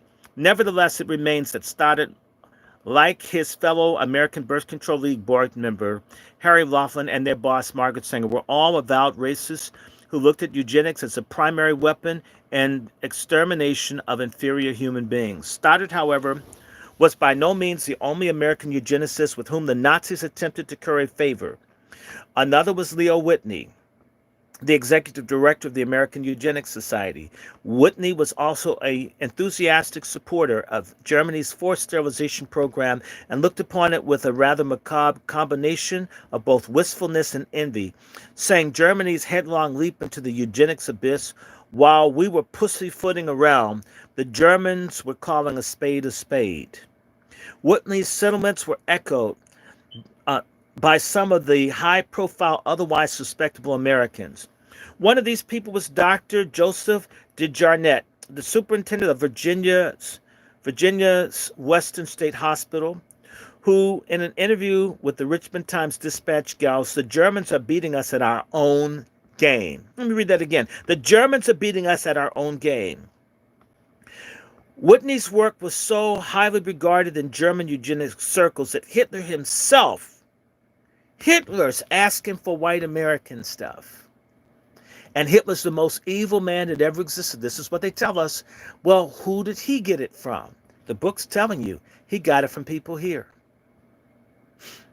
who've been doing this to us. And all y'all look at these interracial commercials on TV and you think we're in a racial millennium. Or you voted for that punk Obama. Y'all deserve what y'all get.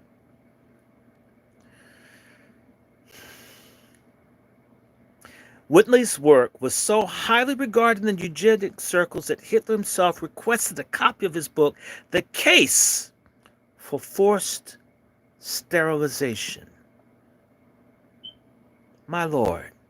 When Whitney compiled and immediately received a letter from Hitler thanking him for his indulgence. According to Whitney's unpublished autobiography, he later met with this guy, racist guy I told you about, Madison Grant, and showed him the German dictator's correspondence, whereupon Grant showed him a letter from the Fuhrer. I got a letter from Hitler too.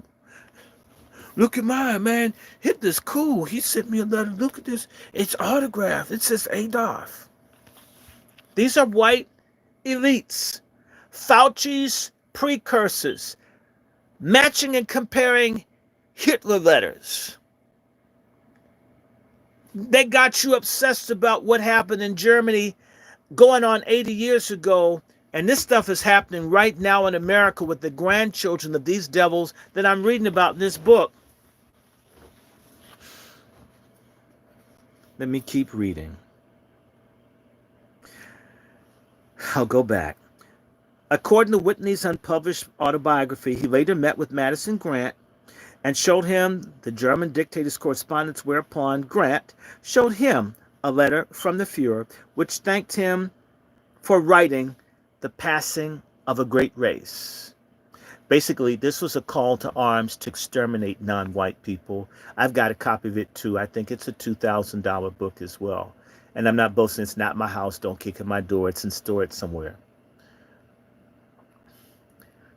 Nazi Germany made in America.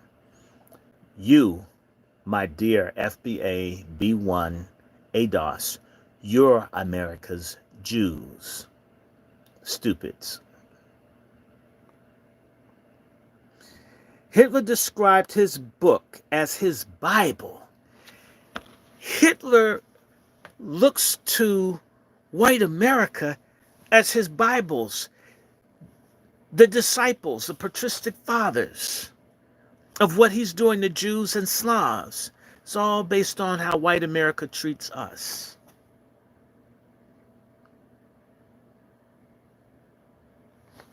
Got y'all crying crocodile tears for Jews. You need to cry for yourselves. Let me say this again. Hitler thanked him for writing The Passing of the Great Race. Hitler described the book as his Bible, and Whitney concluded that given his actions, one could believe it. In other words, Whitney's saying, yeah, Hitler's doing what I wanted to do. Let us now turn to another American eugenicist whom the Germans credited as was serving as their inspiration. Dr. Paul H. Pompano. Pompano, William Tucker tells us, was the author of the most widely used American eugenics text and the editor of the Journal of Heredity. Pompano had served in the U.S. Army during World War I and specialized in the study of sexually transmitted diseases before turning to the field of eugenics, and had advocated the practice of eugenic sterilization, which he wrote in an article that appeared April 1933 in the issue of Margaret Sanger's Birth Control Review, as one of the many indispensable measures of any modern program of social. He called it, sterilization, an integral part of a general system of protection, parole, and supervision for those who, by reason of mental disease or deficiency, are unstable to meet the responsibilities of citizenship. Sterilization, Pompano concluded, promotes eugenics by cutting off some of the lines of descent that are spreading mental disease and mental defects throughout the population. He went on to observe at the time there were approximately 5 million people in the United States who would at some time be committed to state hospitals as being insane, and another 5 million or more who were deficient intellectually with less than 70% of average intelligence, as to be, in many cases, liabilities rather than assets to the race. He warned his readers, the situation will grow worse instead of better if steps are not taken to control reproduction of the mentally handicapped, and that the eugenic sterilization represents one such step as a practical humanitarian and certain in its results. To Pompano, the German eugenics program that includes killing blacks, people, was a virtual godsend. The Nazis had done their homework and were showing the world how to do things the right way. He saw how Hitler had read the definitive German work on heredity by researchers Bohr, Fischer, and Lenz, and concluded that the Nazis were basing the results of their findings solidly on the application of biological principles to human society. It is little wonder, then, that Pompano was so bullish on Germany's eugenics program. After all, he had been both directly and intimately involved in the passage of California's notorious coercive sterilization law of 1909, a law under which, the reader will recall, more than 20,000 people had their lives permanently and unalterably damaged. Like a proud father whose child had not only learned from him, but had gone him one better than now, Pompano, in his own words, had given his enthusiastic blessing to the ruination of millions of German lives. By praising the efforts of the Nazi regime, he had linked himself forever to one of the most despicable, cruel, and inhuman governments in all of human history. Just how lethal Pompano's eugenic views were can be found in his endorsement of executing the unfit. In his textbook of applied eugenics, he stated, from a historical point of view, the first method which presents itself is execution. Its value in keeping the standard of the race should not be underestimated. Elsewhere in applied eugenics, Pompano advanced other methods of which he called lethal selection, even devoting an entire chapter to the idea. In it, Pompano wrote that the lethal selection involved the destruction of the individual by some adverse feature of the environment, such as cold, listen to this, or bacteria, or body deficiency. We should add virus.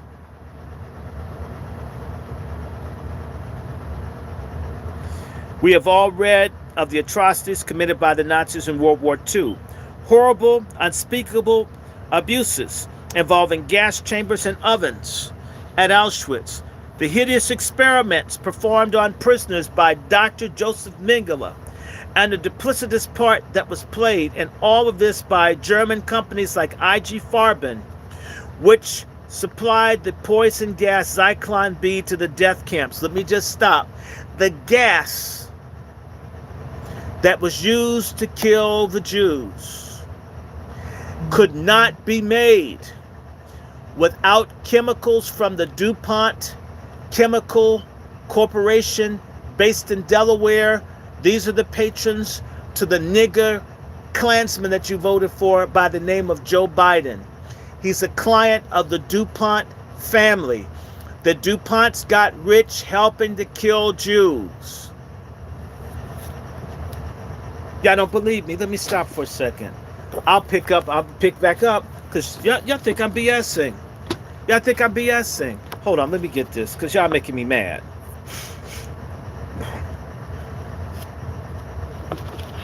Y'all making me mad. I don't like when people fuss with me. Hold on.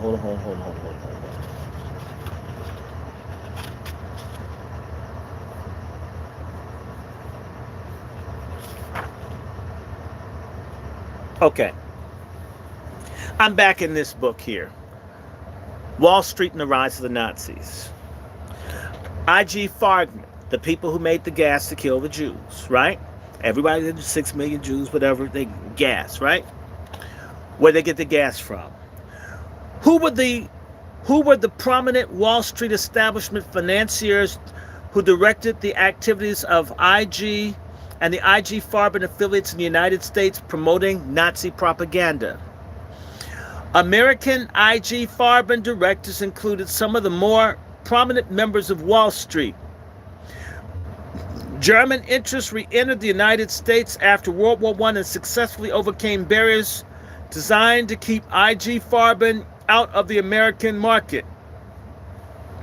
Neither seizure of German patents, establishments of the Chemical Foundation, nor high tariff walls were a major problem. By 1925, General Dyestuff Corporation was established as the exclusive selling agent for products manufactured by Gasselli Dyestuff, renamed General Aniline Works in 1929 and imported from Germany. The stock of General Aniline Works was transferred in 1929 to the American Ig Chemical Corporation and later to the General in 1939 to the General Aniline Film Corporation and into the American Ig and General Aniline Works were merged. American Ig and its successor, General Aniline and Film, is the unit through which control Ig Farben's enterprises in the United States, which was maintained. The stock authorization for American Ig was $3 million and 3 million common stocks shares and 3 million common B shares. In return for stock interests in General Aniline Works and AFCA, Ansco Corporation, Ig Farben in Germany received all the B shares and 400,000 A shares. $30 million in convertible bonds were sold to the American public and guaranteed to principal and interest by the German Ig Farben, which received an option to purchase an additional 1 million shares. You want to know where the gas came from to kill the Jews? Let's read who are on the board of directors in the 1930s when Hitler is preparing to kill Jews, Slavs, and everybody. Here are the directors of the partner company of the German poison gas making people. The directors of American IG in 1930.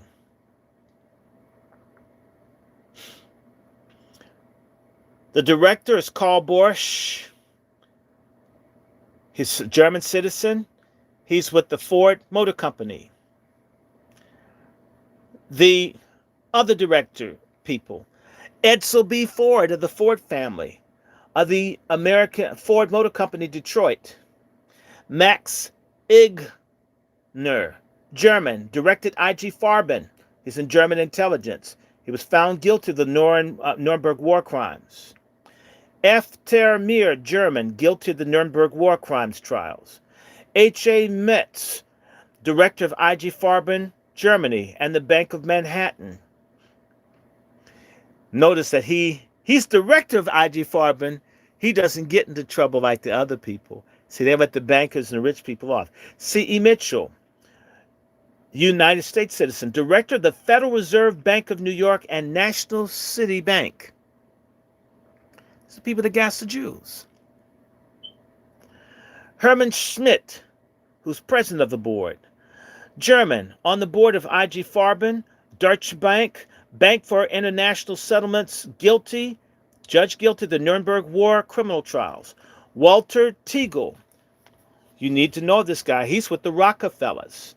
Director of the Federal Reserve Bank of New York and Standard Oil of New Jersey. That's a Rockefellers guy. W.H. von Raff, an American citizen, director of the German Electrical. Paul M. Warburg, who, by the way, is Jewish. He's Jewish. It's a Jewish man on the board of the company that made the gas that killed Jews. Don't blame me. That's what it says. You want to look at it? His name is Warburg. Look at the bottom. It's right there. The Warburgs were rich Jews that worked with the Rothschilds.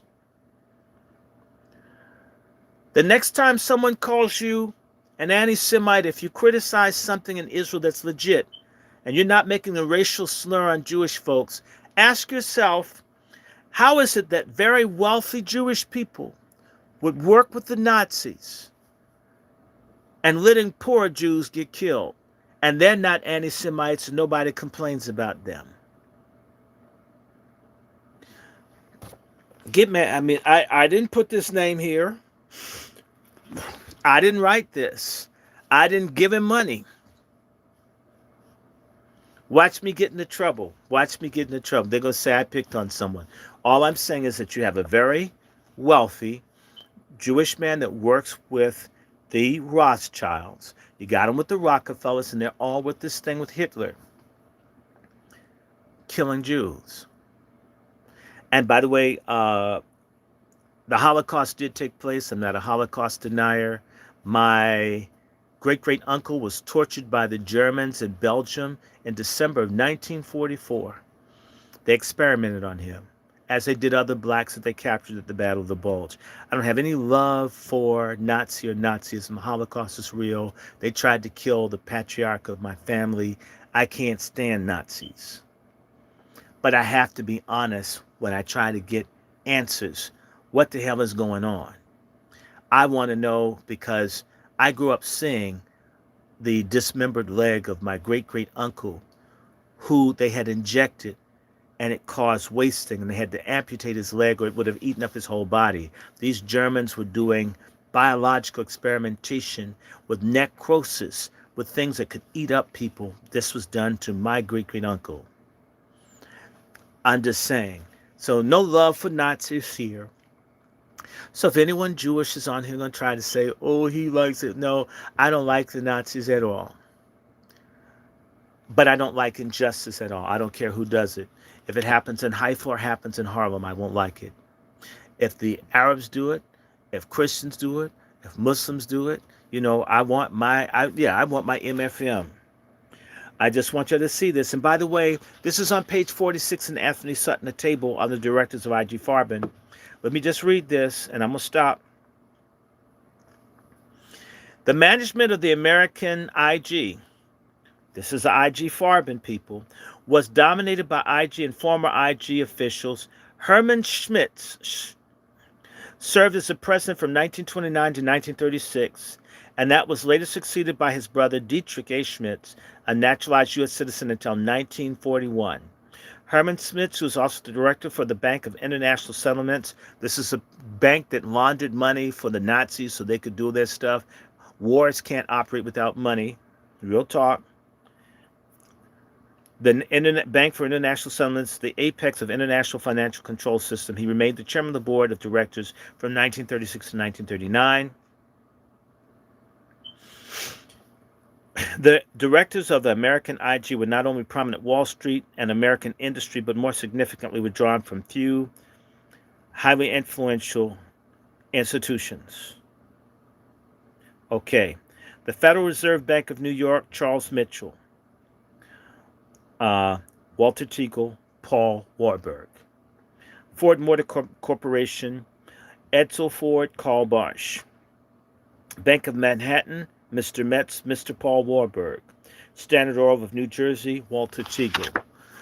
By the way, Standard Oil helped give Germany fuel to go to war in World War II. And DuPont, like I said, made the gas, or the components of the gas. And you can read through this, General Electric. You could just, it just goes on and on and on. I'm going to stop here. All the stuff that happens in the world, it always requires money. Let me get back to my eugenics. I'm back in this. I'm going to get out of this in a second. I want to break off, do some other stuff. But are y'all with me? It's just 11:30. The night is young. Where was I? Yes, I mentioned Ig Farben. Okay, let's go back up to the top. I'm going to go all the way back. I'm going to start back on this page. We have all read of the atrocities committed by the Nazis in World War II. Horrible, unspeakable abuses involving gas chambers and ovens at Auschwitz. The hideous experiments performed on prisoners by Dr. Joseph Mengele. And the duplicitous part that was played in it all by these German companies like Ig Farben, which supplied the poison gas Zyklon B to the death camps. And we wonder where the Nazis got such barbaric ideas. Since Hitler had high praise for American eugenicists like Paul Pompano, is it not at least plausible to posit that they may have gotten them from him? American philanthropic organizations were also deeply involved in the German eugenics movement, such as the Carnegie Institution, the Rockefeller Foundation, and the Harriman Railroad fortune. Carnegie, the reader will recall, set up the first eugenics laboratory complex at Cold Spring Harbor in New York in 1904. It will also recall that it was there a Harry Laughlin established eugenics records office, his eugenic records office. The Rockefeller Foundation, in addition to funding Margaret Sanger's birth control program in the U.S., it helped found the German eugenics program. This is what I told y'all. The Rockefellers helped fund the German eugenics program that employed Dr. Mengele before he went to Auschwitz, where he soon acquired the infamous title Angel of Death.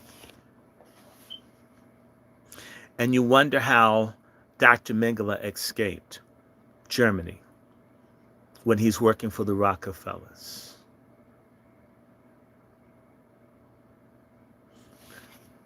Same people fund Black Lives Matter. Same people fund Planned Parenthood. Same people fund all these bad things happening to the same people pushing these inoculations, these shots. Just do your own research. Do your own research. The Harriman fortune, for its part, concentrated its efforts on bankrolling local charities in New York, the city's Bureau of Industries and Immigration, with the express objective of identifying Jewish, Italian, and other immigrants in New York and other crowded cities, targeting them for deportation, imprisonment, or even worse, forced sterilization. These organizations work closely with their cohorts in California in aiding and abetting their German colleagues by publishing racist eugenics literature and fake scientific journals and exporting them for circulation in Germany. Americans pushed genocide in Germany. The same way we're getting fake reports about this virus. Same bullshit. Nothing new. Hitler and his followers eagerly read this trash and used it to justify their despicable and murderous program of forced sterilization, euthanasia, human experimentation, and genocide. Despite the favored denials of and professed outrage, the American eugenicists like Sanger, Laughlin, Stoddard, and Pompano voiced over what was taking place across the Atlantic Ocean, their record is clear and damning. They could not escape the fact at the time that the horrors that the Nazis unleashed, first in Germany and later on the rest of Europe, were heavily influenced by their brethren in the United States, any more than their apologists can escape it today. Two other areas of the German eugenics agenda that bear examination were the Germans' Lebensborn, the German for spring of life, and the Action T4 program. Lebensborn was a secret project that came into existence December 12, 1935, and it involved the breeding of racially pure children for the regime by the members of the Nazi SS, or Secret Service, and the Wehrmacht, the German army. It was overseen by Hitler's faithful henchman Reichsfuhrer Heinrich Himmler, who would be in keeping with his leader's admonition that it was morally reprehensible to withhold children from the state. Himmler founded Lebensborn program, which was officially titled Lebensborn, EV, which means Registered Association in German, to reverse Germany's declining population that had occurred over the preceding decades due to the country's high abortion rate. Pro-choice idiots, liars out there. Abortion causes the population to go down. That stagnates the economy. Black people are broke because we've been killing our babies. We are not rich for killing 20 million black babies. We're all the more poor. We're further away from our reparations every time we kill a black baby. If we were 110 million people, they wouldn't be able to deny it to us. By us murdering our own babies, we've basically put our getting our situation right back maybe 40 years. Man, did we fuck up going with abortion. Abortion's murder. Baby killing is murder. There's nothing choice about it. What about the baby's life? Abortion is murder. You don't like it? Get off my platform. Abortion always has been murder. Germany's declining population had occurred over the preceding decades due to the country's high abortion rate. As many as 800,000 abortions a year had been performed in the years between World War I and World War II. Now sit down and think about it. It ended in 1918. 1918 to 1928, that's 8 million dead Germans. And then there were 16 million German babies aborted. They did that in 20 years. And we black folks have killed even more. It's nothing to be proud of. I couldn't give a damn about pork chop feminists. Go to hell, baby killing whores. Lebensborn was intended to reverse that trend by encouraging the breeding of as many children as possible who would, in the Nazis' view, be of superior racial stock and would embody the genetic characteristics that were deemed preferable by them at a time when those whose genetic makeup was deemed to be undesirable were either being sterilized or aborted out of existence. Some of these desirable characteristics included, but were not limited to, fair skin, blue eyes, and blonde hair. In short, as many of the Nordic or Aryan qualities that the Nazis favored was possible. In this way, Himmler hoped that the German population would rise to 120 million in a few decades. Germany's population has never raised above, say, 90 some odd million people because of the abortions and the wars. We should be 120 million people right now. We've killed too many of each other. Pork chop feminine, we're not forming. People like me should have had 5 or 6 children, at least 3. Damn pork chop feminism. The organization was partly an office within the Nazi SS with the responsibility for certain family welfare programs, and partly a secret for party bigwigs. In a letter to the member of the SS that surfaced after World War II, Himmler laid out the Lebensborn aim and objectives. On September 13, 1936, he wrote, "An organization, Lebensborn e.V., serves the SS leaders in the selection and adoption of qualified children. The organization Lebensborn e.V. is under my personal direction as part of the Race and Settlement Central Bureau of the SS, and it has the following obligations. 1. Support racially, biologically, and hereditarily valuable families with many children. 2. Place and care for racially and biologically and hereditarily valuable pregnant women who, through their and their progenitors' families and Race and Settlement Central Bureau of the SS, can be expected to produce equally valuable children. 3. Care for the children. 4. Care for the children's mother. In the honorable duty of all leaders of the Central Bureau is to become members of the organization of the Lebensborn e.V. The application for admissions must be filed prior to the 23rd of September, 1936. The requirement of the Lebensborn program was stringent and included not only the physical characteristics of the parents, but their family backgrounds as well. For example, each parent had to have their genealogy traced back at least 3 generations in order that any suspected bloodlines, usually Jewish, were not present. There could be no doubts whatsoever about the fitness of prospective parents under Lebensborn. Just how rigorous the requirements for inclusion in the program were reflected in the fact that only 40% of the women who applied passed the racial test and were accepted, and the majority of the mothers who took part were unmarried. German people, despite their fanatical support of Hitler, still thought that bearing children out of wedlock was immoral, hence the utter secrecy surrounding the Lebensborn program. Children born of the program were taken to SS nurseries and later Lebensborn homes, the first of which was opened in 1936 in Steinhöring, a village a short distance from Munich.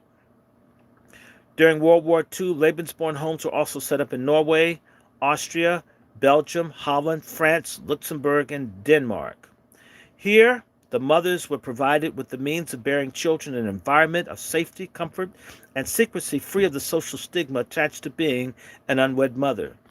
The surroundings were often lavish and furnished with items and accessories that Nazis looted from the homes of Jews who were sent to Dachau, the first of the concentration camps set up by the Hitler regime. In many cases, the homes also had, at one time, been Jewish residences or nursing facilities. Himmler himself took a personal interest in these homes to the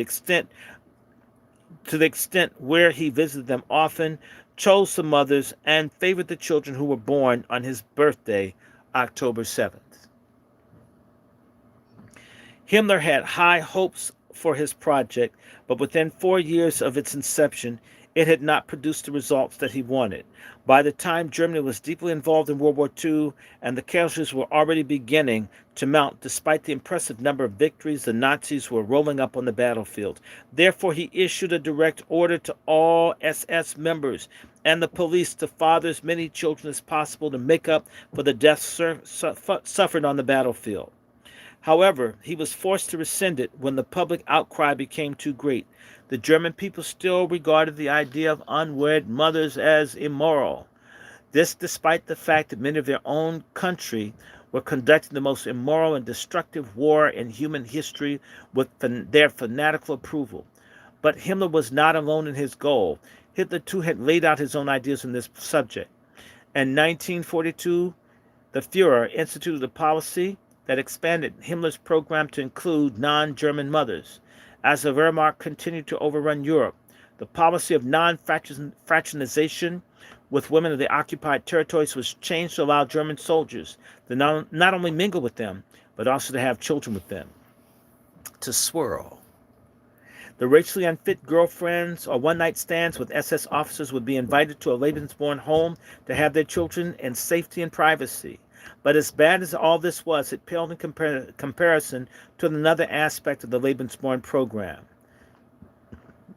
The kidnapping and indoctrination, listen to this, human trafficking of Aryan-looking children in countries to the east that the Nazis invaded and subjugated in World War II. Desperate to increase the German population by any means necessary. The same way that they're letting illegals come here to use them as a weapon against us. Oh, this is what's happening. And counting them as white, even when they look like me. Oh, you're Hispanic, you're white, right? This is what they're doing. Welcome to Nazi Germany or the Fourth Reich. Look at this. Whew. The regime instituted a policy whereby any children that appeared German were forcibly taken and spirited off to Germany, where they would be brought up as if they were born there. Many of these children had been orphaned in the war, but they weren't the only victims of this scheme. It is well documented that thousands of children were seized from their families and brought to the Reich to be Germanized at the Lebensborn homes, the same way they're taking our children and giving them to gay families. Welcome to Germany. Although the exact number of children kidnapped by the SS for this purpose may never be fully known, it is estimated as many as 250,000 of them were taken, with approximately 100,000 of them from Poland alone.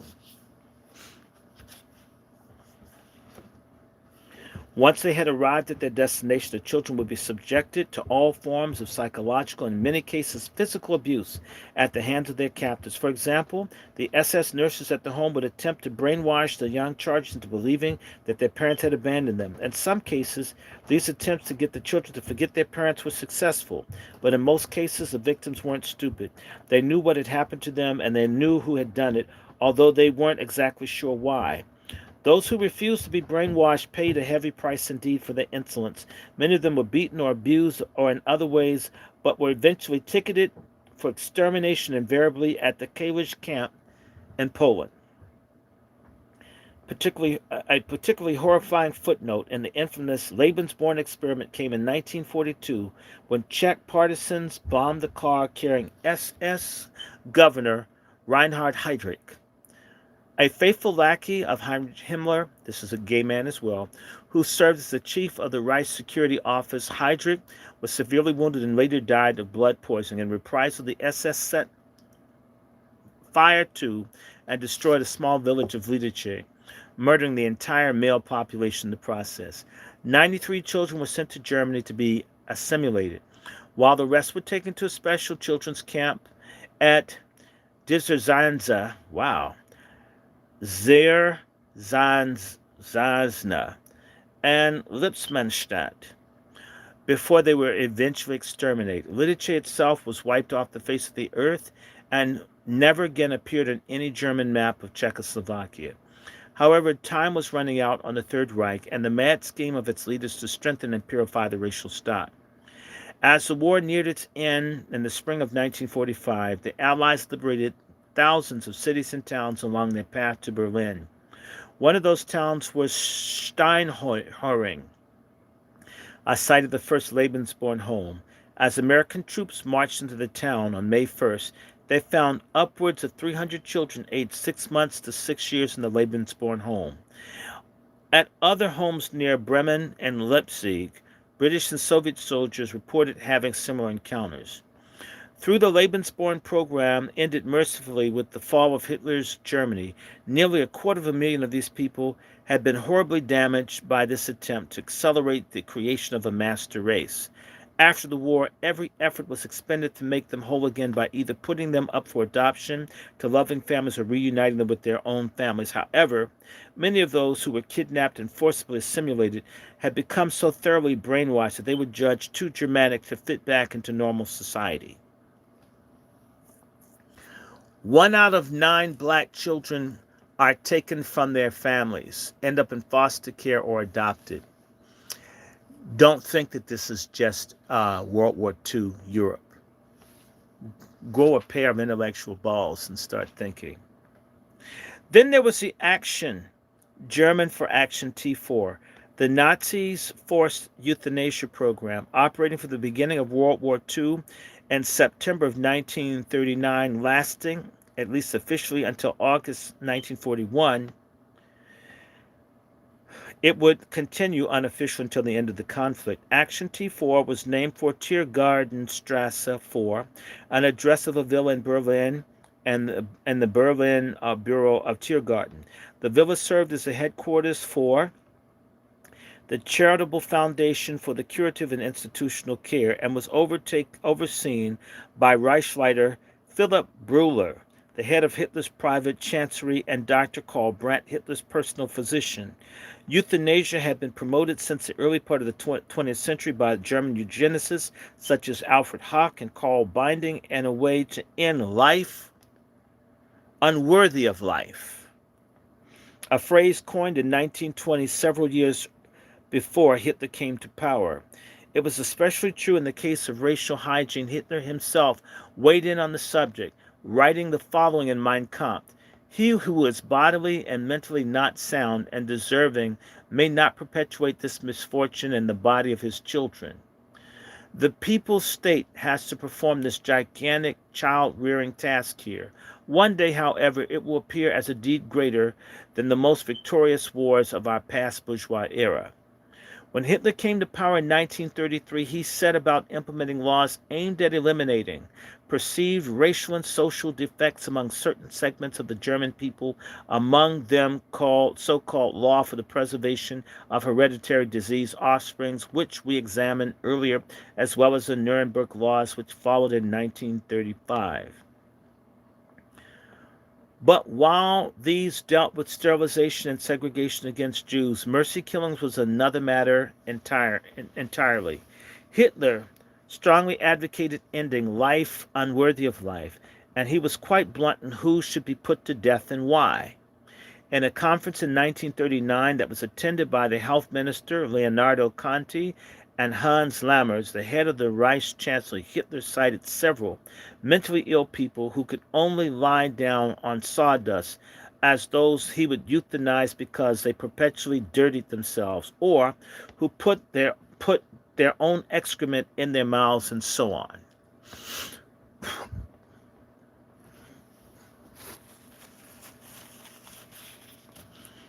As Lammers and Conti testified after the war, Hitler told them that he favored killing the incurably ill as early as 1933, but that he hesitated to do so because the public would never accept such a drastic step. No, he reasoned the time was not right, but that did not prevent him from acting in one specific instance. That instance came in 1938 when a German family petitioned him for permission to kill their severely handicapped infant son. The boy was blind and physically and mentally disabled, and the family turned to Hitler for help. He instructed Karl Brandt to evaluate the petition, and the family's request was granted in January of 1939. Hitler further directed his chief doctor to act similarly in a number of other cases. In 1939, the parents of Gerhard Kretschmar, who was born with severe physical deformities, asked Hitler for permission to put their son to death. Hitler agreed and greenlighted the formation of the Reich Committee for the Scientific Registering of Serious Hereditary and Congenital Disease. The body, which came under the supervision of Karl Brandt and was administered by Herbert Linden and SS Oberfuhrer Victor Brack, was authorized to approve applications to kill children in circumstances such as aforementioned cases. The details were left to be hashed out by such Nazi underlings as Brack, and S.A. Oberfuhrer Werner Blankensberg. This soon opened the door to the wholesale slaughter of untold numbers of children who had committed no crime other than to be born in such dire fiscal straits. Under the new mandate, the Interior Ministry required doctors and midwives to report all cases of newborns with severe physical or mental handicaps. The reports were assessed by a panel of doctors who would then make their recommendations. The consent of at least 3 doctors had to be obtained before a subject could be put to death. Those children aged 3 and under who exhibited such serious hereditary disabilities as suspected idiocy, Down syndrome, especially in the blind and deaf, microcephaly, hydrocephaly, malformed limbs, head, spinal columns, paralysis, and spastic conditions were all put to death by lethal injection. The new policy was sure to raise opposition of many parents, particularly those of the Catholic faith, so the regime used various forms of deception in order to gain their consent. One such form was to tell the parents that the children were being sent to so-called special sections where they would receive treatment to improve their sorry condition. To further the lie, the parents were told that their children would be kept at these places for a few weeks while their cases were being assessed. After a time, the children would be administered the aforementioned injections, usually of phenol, and the cause of their death would be listed as pneumonia. The pièce de resistance of the Nazis' cynical campaign, lies and deceits, came when the children's autopsies were conducted. Samples of their brains were taken to be used for what was euphemistically called medical research, and the parents never knew any wiser. This story worked so well that they came to believe that their children had not died in vain after all. Hitler had always believed the wholesale killing of life unworthy of life was not possible in peacetime because of the firestorm of protests that was sure to result. As he told Dr. Gerhard Wagner, such a program would be more smoothly carried out in war. Himmler's intent, he wrote, was in the event of war to radically solve the problems of mental asylums. Needless to say that when the Wehrmacht invaded Poland on September 1, 1939, Hitler's golden opportunity presented itself in spades. 1 month later, he backdated an order on September 1 which authorized Bauer and Brandt to set the Führer's wishes in motion, to wit, the Reich's leader Bauer and Dr. Brandt are charged with the responsibility of enlarging the competence of certain physicians designated by name, so patients who, on the basis of human judgment, are considered incurable can be granted mercy death after discerning diagnosis. As the war went on, the casualties invariably began to mount, and the wounded needed medical care upon returning to Germany. This presented a problem as hospital beds were being taken up and resources were being expended caring not only for the soldiers but for those with severe disabilities. Many in the regime became openly resentful that these people were being accorded treatment in asylums and hospitals when they believed that caring for Germany's fighting men and those made homeless by the war should take precedence. Why, it was argued, should they have to take a back seat? Or as one prominent Nazi doctor, Hermann Fanmuller, put it, the idea is unbearable to me, for the best, the flower of our youth must lose its life at the front in order that feeble-minded and irresponsible asocial elements can have a secure existence in an asylum. Hitler's backdated euthanasia order of October 1st helped quell this kind of resentment that was expressed by people like Dr. Fanmuller. And there were many of them, to be sure. The regime went all out to gain as much public support for euthanasia as possible. But despite such books promoting the permission to destroy life unworthy of life, and a whole host of propaganda, leaflets, posters, and short films that the National Socialist Racial Political Office produced, the German public eventually turned against it, and Hitler was forced to discontinue the program in August of 1941, at least officially. As was mentioned earlier, it continued in secret even after the German surrender on May 7, 1945. For example, the last child killed under T4 was Richard Dean, who was killed May 29th in the children's ward of the Kaufbeuren Irsee State Hospital in Bavaria. During the official phase of T4, 70,273 people were killed before Hitler had to give in to mounting public opposition. Much of that opposition came from the Catholic Church, which paid a heavy price for its courage. Catholic institutions that had cared for the disabled were closed as a result. Their parents were transferred to squalid and overcrowded state facilities where they were denied decent medical care and were cynically used by the regime to promote its mercy death program. And it was there that they eventually met their fates. Many parents of disabled children also protested vehemently and were threatened with having them forcibly taken if they did not comply, especially those parents who did not believe the official line about what was really happening. If that had failed, they were threatened with being called up for what was called labor duty. Children were not the only targets of the Nazi program that purified the Aryan race. Adults also dispatched with fighting regularity with a host of genetic defects that included virtually everything from physical and psychological infirmities such as epilepsy and insanity to chronic alcoholism or simply being racially inferior.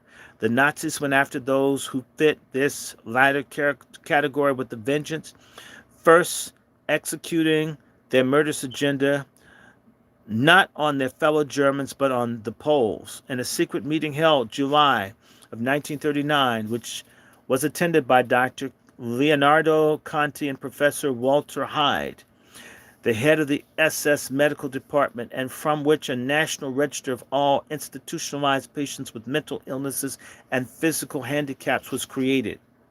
The policy was carried out at first by members of the SS, Eisenstadt Kommando 16, who cleared out hospitals and asylums in the Polish region of Waterland following the German invasion of the country on September 1. From Danzig to Posen, quite literally thousands of Poles were either shot or gassed by roving German action squads or Einsatzgruppen. Over time, gassing proved to be more efficient and inexpensive means of dispatching hapless victims than lethal injection. And when Himmler witnessed one such operation in 1939, he enthusiastically endorsed the practice with all monstrous and unimaginable consequences, as history has shown us all too well. Hitler himself endorsed the use of carbon monoxide gas to do away with thousands of people at a time, personally recommending it to Brandt, who later called it a major advance in medical history. Gassings carried out under T4 began in earnest in January 1940 and lasted for at least the next 2.5 years until July of 1942, starting at the Brandenburg Euthanasia Center, where 9,772 people were killed. Linz, Austria, more than 8,000 people killed. Saxony, body count of 15,000. And Hesse, 14,994 dead. Helpless victims were taken from their institutions to the killing centers, where they were invariably met a quick end, often within 24 hours of their arrival. As with the children, the Nazis employed a sophisticated web of lies and deceit. The same thing that they're doing with the vaccinations and with COVID. A lot of people being told everything but the truth. I mean, if you get an infection, die in the hospital, they'll tell you COVID, they're going to get $60,000. I mean, they'll tell you COVID. Everything's COVID. If you've got gas, you've got COVID. If you sneeze, you've got COVID, and someone gets paid off of it. This is real talk, huh?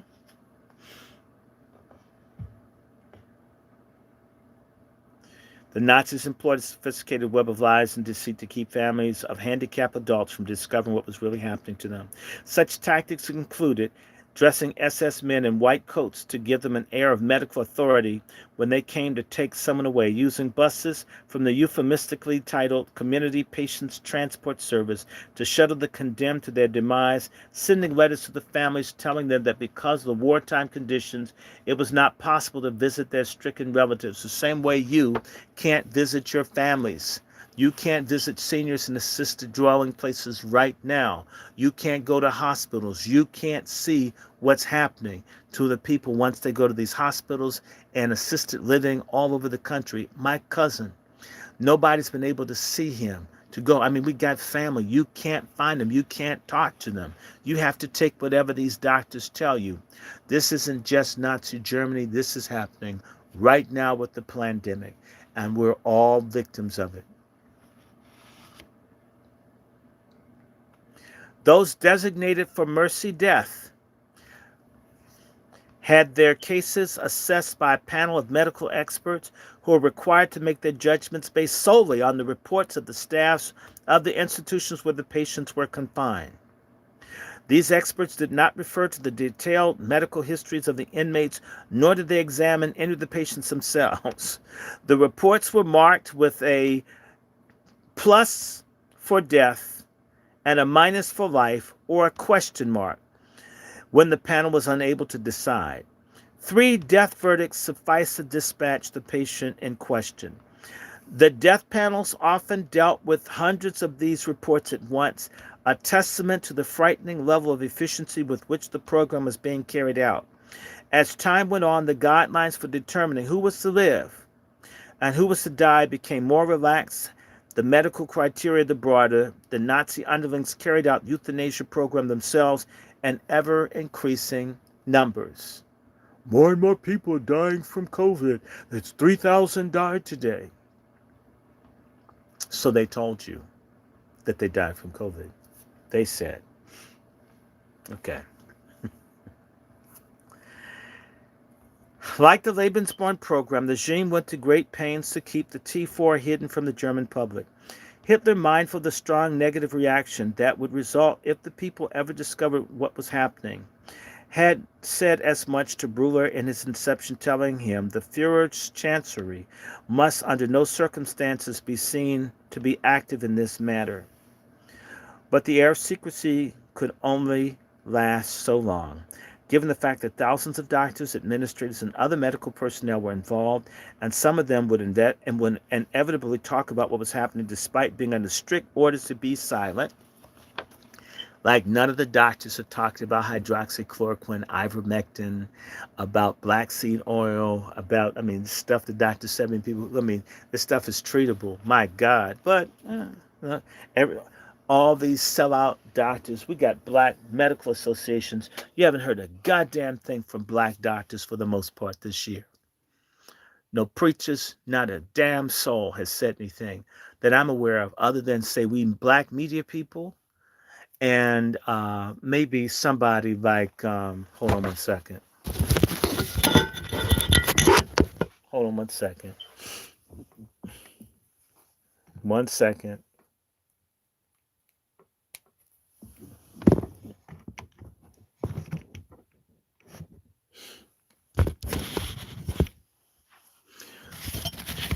Nobody's talking about what's really happening. Nobody's really being real with us with what's going on. People that we trust, people that we listen to, right? Nobody. Nobody black. In fact, all of y'all just quote me, fuck Chris Rock. He can go to hell. All the weaponized punk-ass black celebrities, all of y'all can go to hell. They're not making any money because the comedy clubs are shut down, the theaters. You're going to see a bumper crop and black people that you used to think were cool, who are nothing but weaponized traders who've got platforms or venues that they're white handlers. They're going to tell you to get injected. Damn all of them. They've never spoken up. They've never stood up. They've never done what they could do, right? For our people. These athletes and other people are rich beyond their dreams. They will sell us out for their careers. Chris Rock is the most degenerate, despicable, vulgar, no good black, whatever the hell he is. I don't think he's funny. I think he's pathetic. I don't care how much money. I'm not jealous. I would never want to be Chris Rock. I would never want to be a doofus, Sambo figure that makes fun of my own people while everyone's laughing at him. They don't respect him. In fact, if he gets the shot, I hope he gets the bad shit that he thinks we're going to get. I'd see him with Bell's palsy. He would actually be funny if he got Bell's palsy after selling us out all these years, pushing this damn poison on us.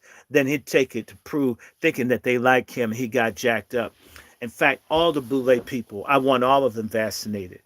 All these traitors. In fact, that would be a lasting lesson to us. When you betray your people, there's swift punishment. That would make a lot of people think twice. Stupid ass Chris Rock. He's an arrogant, self-hating nigger. I'll say that, I'll tell him. He ain't shit. Never gonna be shit. Nobody want him. Screw him. And screw Beyonce and anybody else telling you to take this thing without you researching for yourself. Don't trust them. Who paid them to tell you to use it?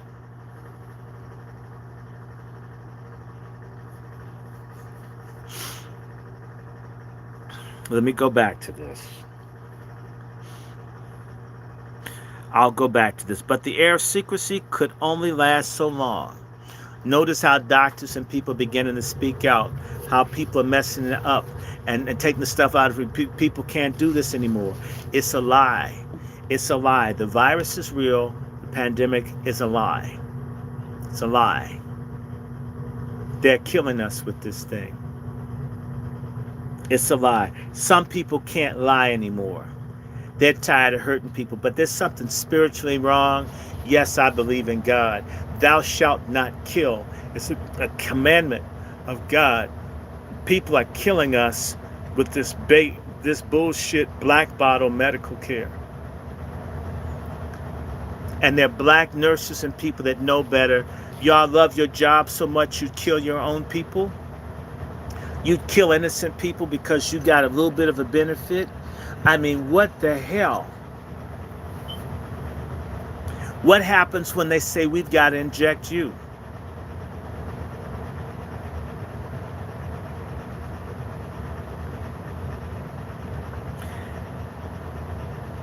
They would eventually talk about what was happening despite being under strict orders to keep quiet, and the German people themselves began to ask questions when many families received suspicious death notices.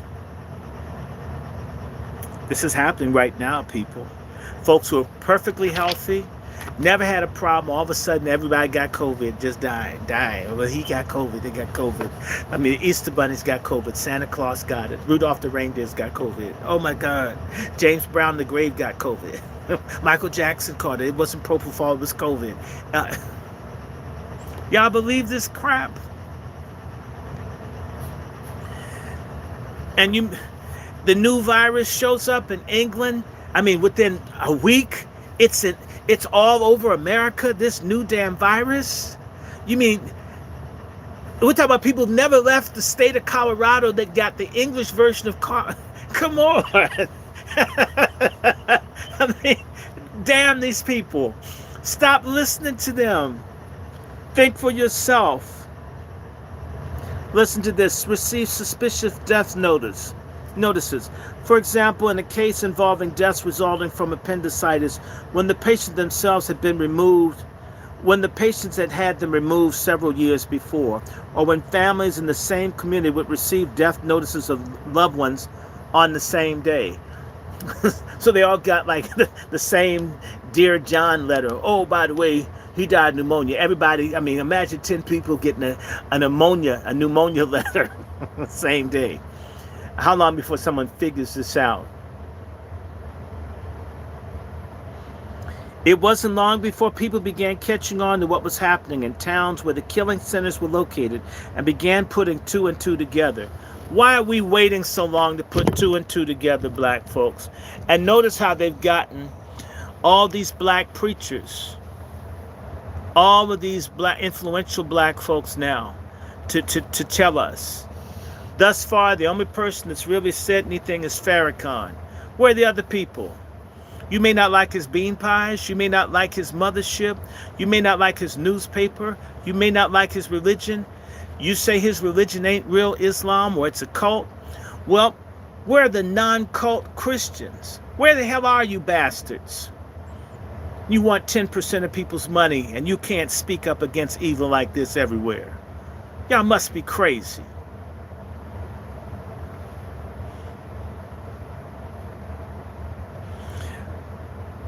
Residents could see buses arriving and patients entering the facilities, but they also saw no one ever came out. A big roach motel, the same thing the hospitals are. People check in and don't check out. Roach motel medical care. And by the way, they're cremating people in the hospitals now, just like they used to do in Nazi Germany. Because you can't have the body; it's COVID, and we can't do it. We don't want to infect other people, so they just roast up, burn up everybody. You don't. In fact, Black Americans, you can go to hell; they'll burn your body up for you before you even get to hell. Let me keep reading this. I'll read this again. Residents could see the buses arriving and the patients entering the facilities, but they also saw that no one ever came out. Further, they could see and smell the smoke belching out of the chimneys of the crematoria, and they couldn't ignore the ashes that fell on the ground like snowflakes. One particularly gruesome episode, the people in the town of Hadamar witnessed not only human ashes wafting down, but human hair as well. In her book Into the Darkness, an examination of conscience, Gitta Sereny relates how even the children of Hadamar came to a horrifying conclusion about Action T4. In May of 1941, Sereny writes Justice Minister Franz Gertner received a letter from a Frankfort County court describing how the children of the town were shouting in the streets that people were being taken away to be gassed.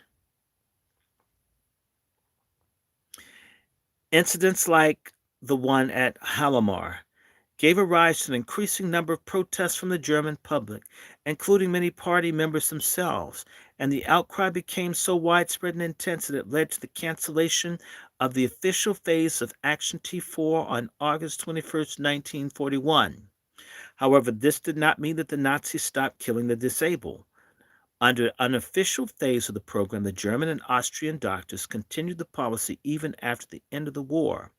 Only now it was carried out less systematically and at an initiative of local doctors and party leaders. The use of poison gas was then discontinued, and people were once more either given lethal injections or they would simply starve to death. Uh, like the black doctor that died in the hospital that didn't receive medical care. It's a black doctor that died who didn't get any help. Come on. A doctor, a black woman doctor, they killed her in the hospital. This is real. This is happening right now. This happened to Herman Cain last year. Herman Cain and his Godfather Pizza. Dead. Gone. These people have money. They had good medical care. They killed them. And by the way, Herman Cain was demanding MFM. Herman Cain told the Black Voices for Trump just a few weeks before he died that the responsibility of the Black Voices for Trump and the Republican Party had to demand full reparations for black people. They killed Herman Cain. Herman Cain was assassinated.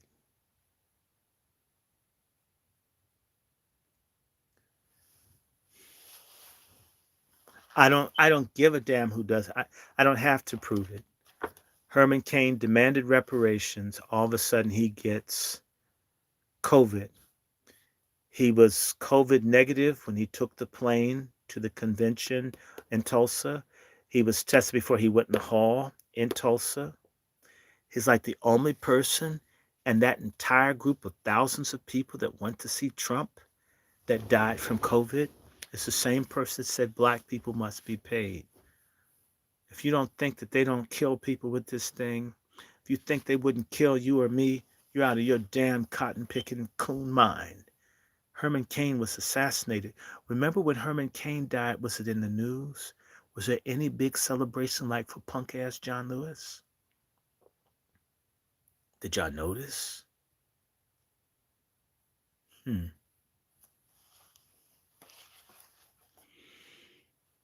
Let me keep reading.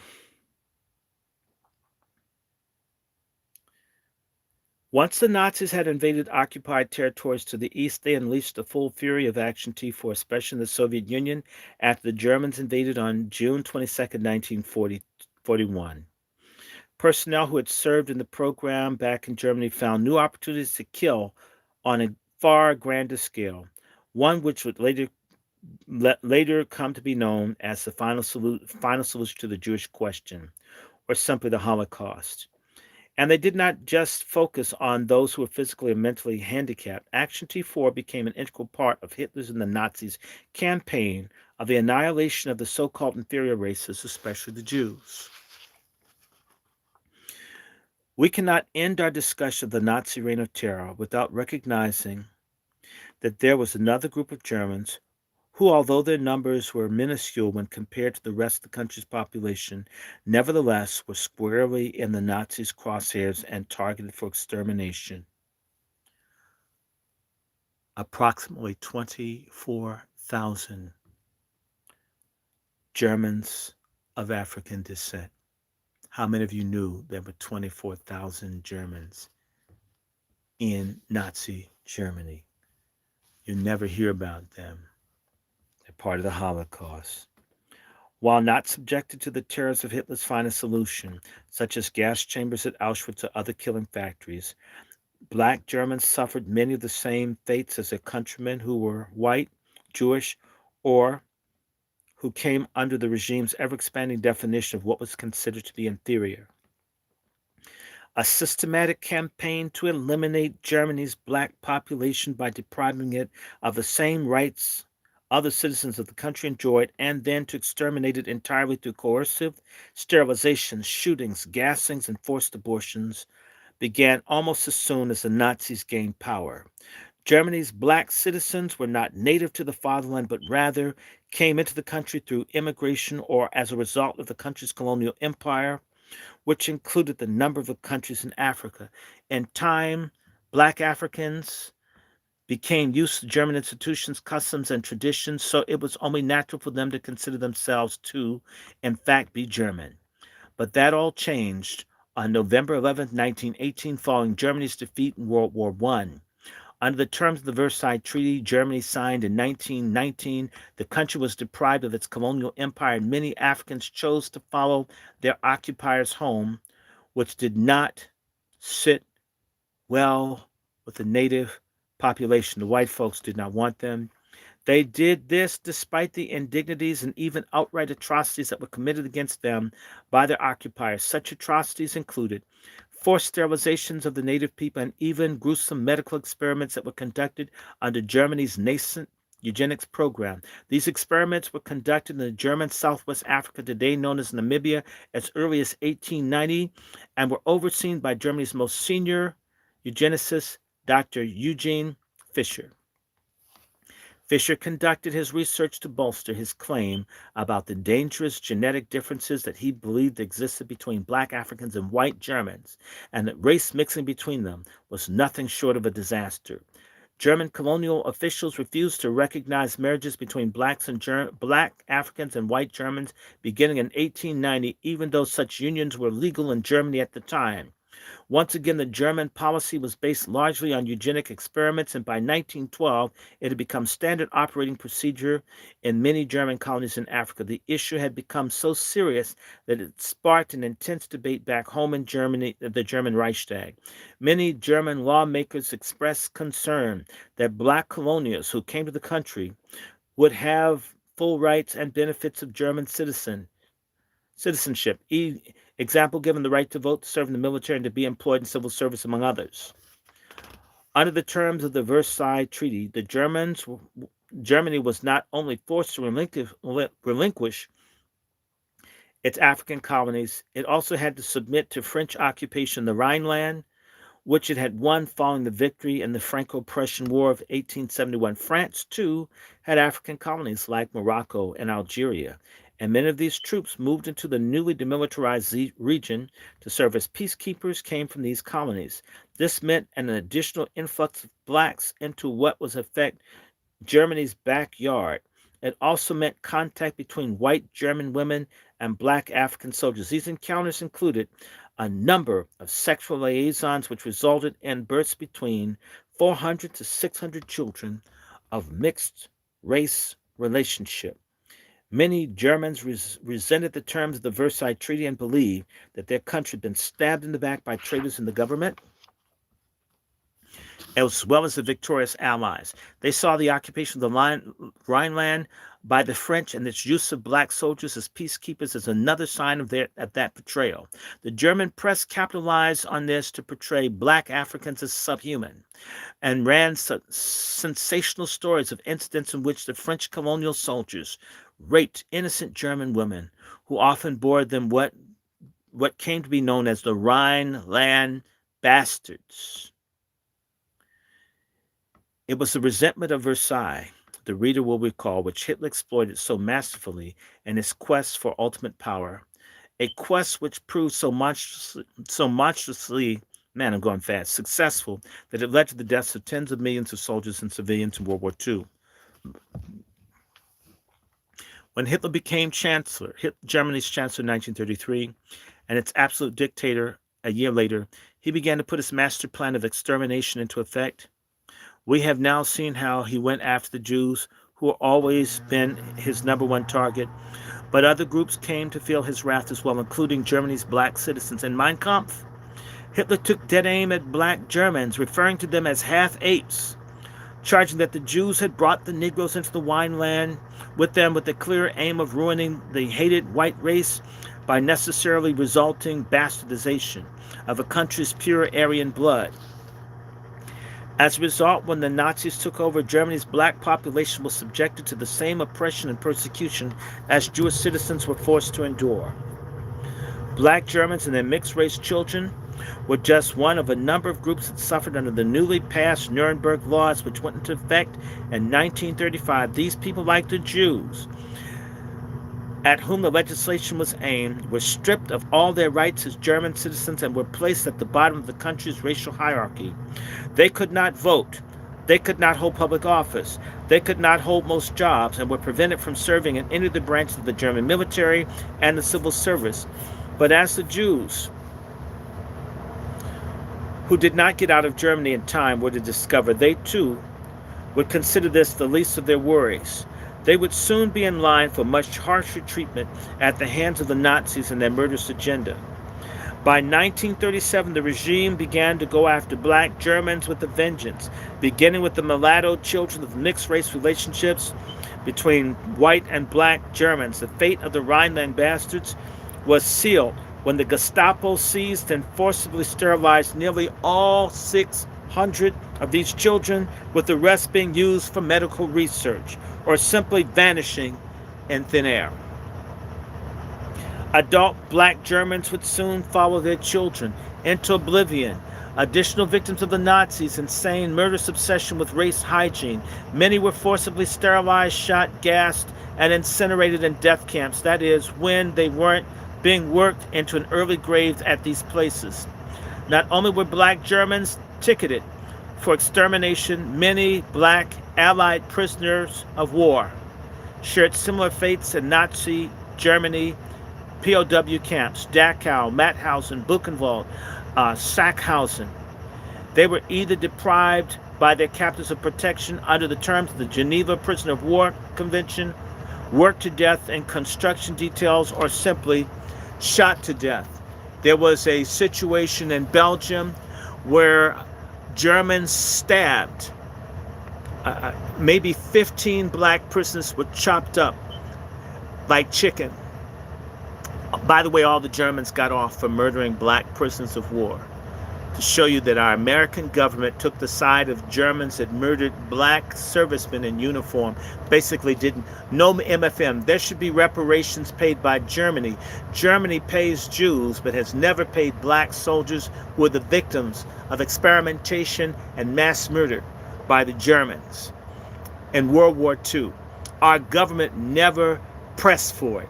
My family never got a dime for Joseph Reddick Short being tortured by the Nazis. I want reparations, and I couldn't give a damn whether it's a check. We should get something. No one can tell with any hold on, let me just stop for a second.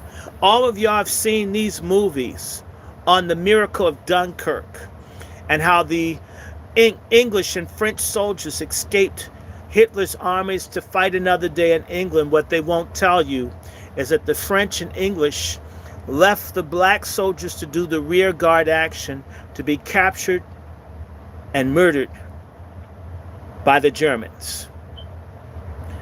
Black men were sacrificed so white men could live. At Dunkirk, the next time you hear about Winston Churchill or Charles de Gaulle, it was black men that held the superior German armies at bay to allow 350,000 Allied soldiers to escape to England. The real heroes of Dunkirk. Nobody talks about it, not even the punk-ass African governments. Oh, weak-ass French bread eating, coon-ass African leaders. They're never on time for anything racial. What a disgrace.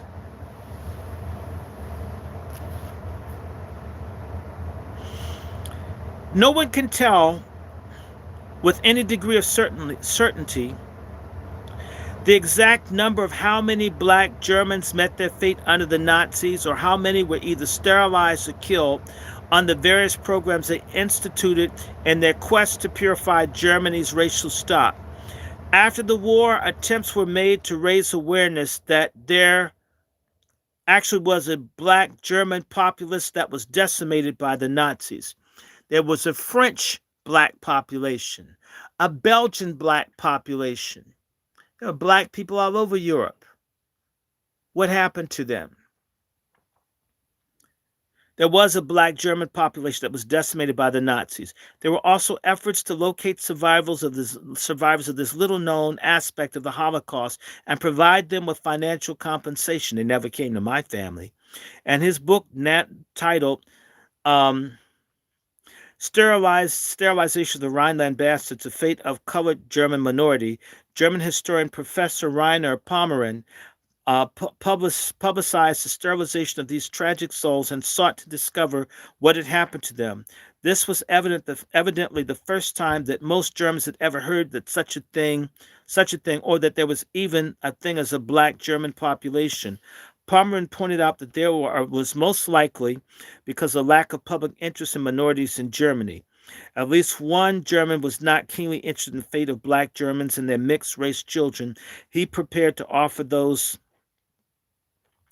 least one German not only was keenly interested in the fate of black Germans and the mixed-race children, was prepared to offer those who survived at least a small measure of financial recompense for all their suffering.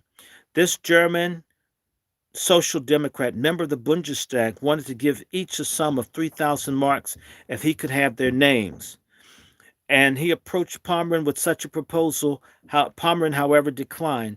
Pommern turned it down and said, because I knew where they were living, but I didn't want to bother these people because I could tell this was more a political issue. And I could see the TV camera standing in front of the house, the village where the money is being handed over.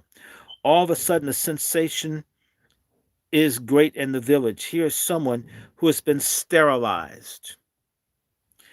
Pommern, to his great credit, was able to leave sleeping dogs lie. He realized those survivors of the darkest period of his nation's history, one of the greatest and most preventable tragedies in history of the world, had been through more than their share of hell on earth, and that it was far better to leave them alone and live out the rest of their lives in what peace they were able to find. Besides, if any of them wanted their story told, they would, in all likelihood, have done so by now. It was not his place to tell it for them, regardless of any amount of money that any politicians were willing to give to them, regardless of motive. Thus ended the least known aspects of Hitler's eugenics war on his fellow countrymen, whom he considered to be living life unworthy of living life. Long before he began setting his ideas to paper in Mein Kampf, he had developed a poisonous view of the world based on the warped ideas of humanity popularized by Darwin, Galton, Sanger, Stoddard, Fisher, Laughlin, and the rest. Hitler took Germany, unto a nightless abyss from which it would not reemerge until after a dozen years of terror, fear, carnage, and war had taken their toll. And he not only nearly destroyed his own nation in the process, he almost single handedly decimated the idea of eugenics as a legitimate science. While we can be thankful for that, we must also measure through the prism of history that we have gained by what we have lost. We have lost a lot, too much, in fact. An example of the Rhineland bastards illustrates only too well that literally no one was safe under Hitler, not even a small enclave of black Germans who numbered less than 25,000. Estimates of the death toll exacted by the Nazis under their race hygiene schemes have tended to vary over the years. For example, in addition to the 70,273 people we know were murdered by the Nazis during the official Action T4, evidence uncovered by the Nuremberg War Crimes Trial places the number killed at around 275,000 after the program officially ended. Other evidence from the files recovered after 1990 places the number at roughly 200,000 killed between 1939 and 1945 from starvation, lethal injection, or gassing. In all likelihood, we'll never know exactly how many died through no fault of their own, or how many families, Germans and non German alike, were ripped asunder by this insane policy of racial purification. We do know the horrific price that Germany and her allies paid in World War II, a price that's still being exacted today, and national guilt and international scorn as a result. It is a lesson we can ill afford to ignore. While it may be true that American eugenicists like Margaret Sanger, Harry Laughlin, Lofred Stoddard, and Madison Grant, Paul Pompano had no knowledge of the programs like Lebensborn or even the murderous depths to which the German counterparts descended in carrying out programs like Action T4, many of them did indeed express public outrage over what happened during that time. But it was more over the way in which the Germans went about implementing their eugenics program than in the morality of eugenics itself. Nevertheless, despite the outrage, they must bear full judgment of history, a judgment that decrees that they have the blood of millions of innocents on their hands. They have served the Nazis as the Nazis' inspiration. They wrote the books that Hitler read in jail. They worked to pass laws in American states which served as a model for the Nazis' own policies, and they both admired and even envied them, and received accolades from Harry Laughlin's award from Heidelberg University. While Sanger and the rest may not have been Nazis, they have much for which to answer at the bar of history. It is up to us to hold them to account. Justice demands that we do, no less. If not us, whom? If not now, when?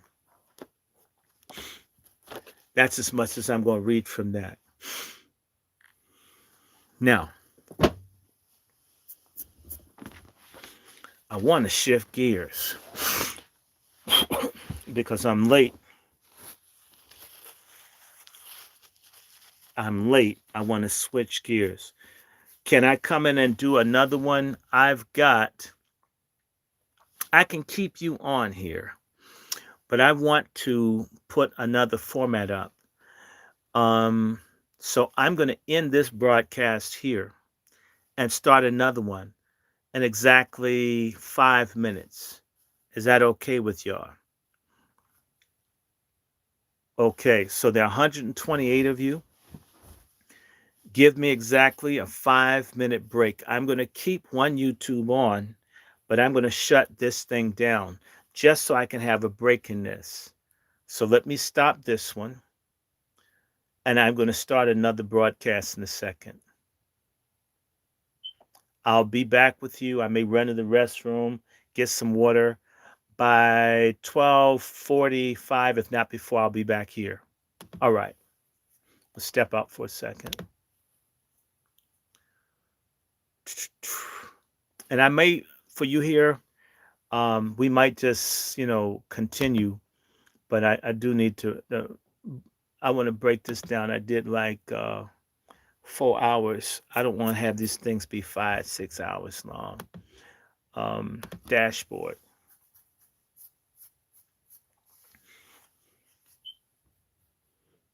Okay.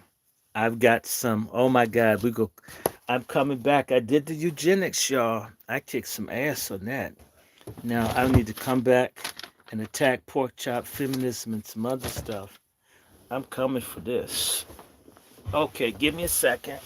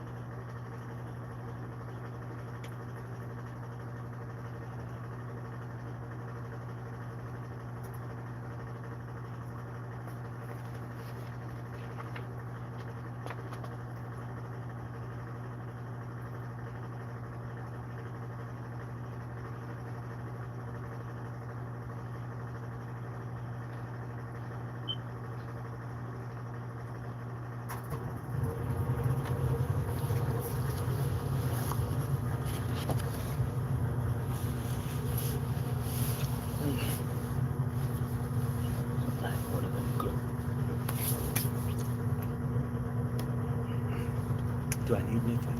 Nah.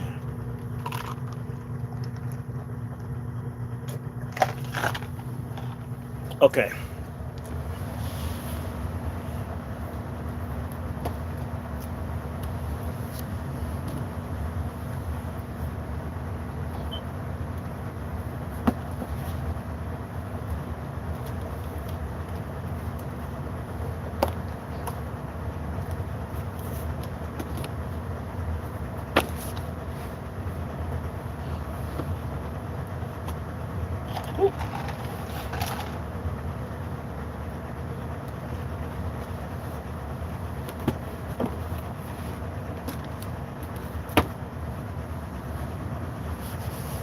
Okay.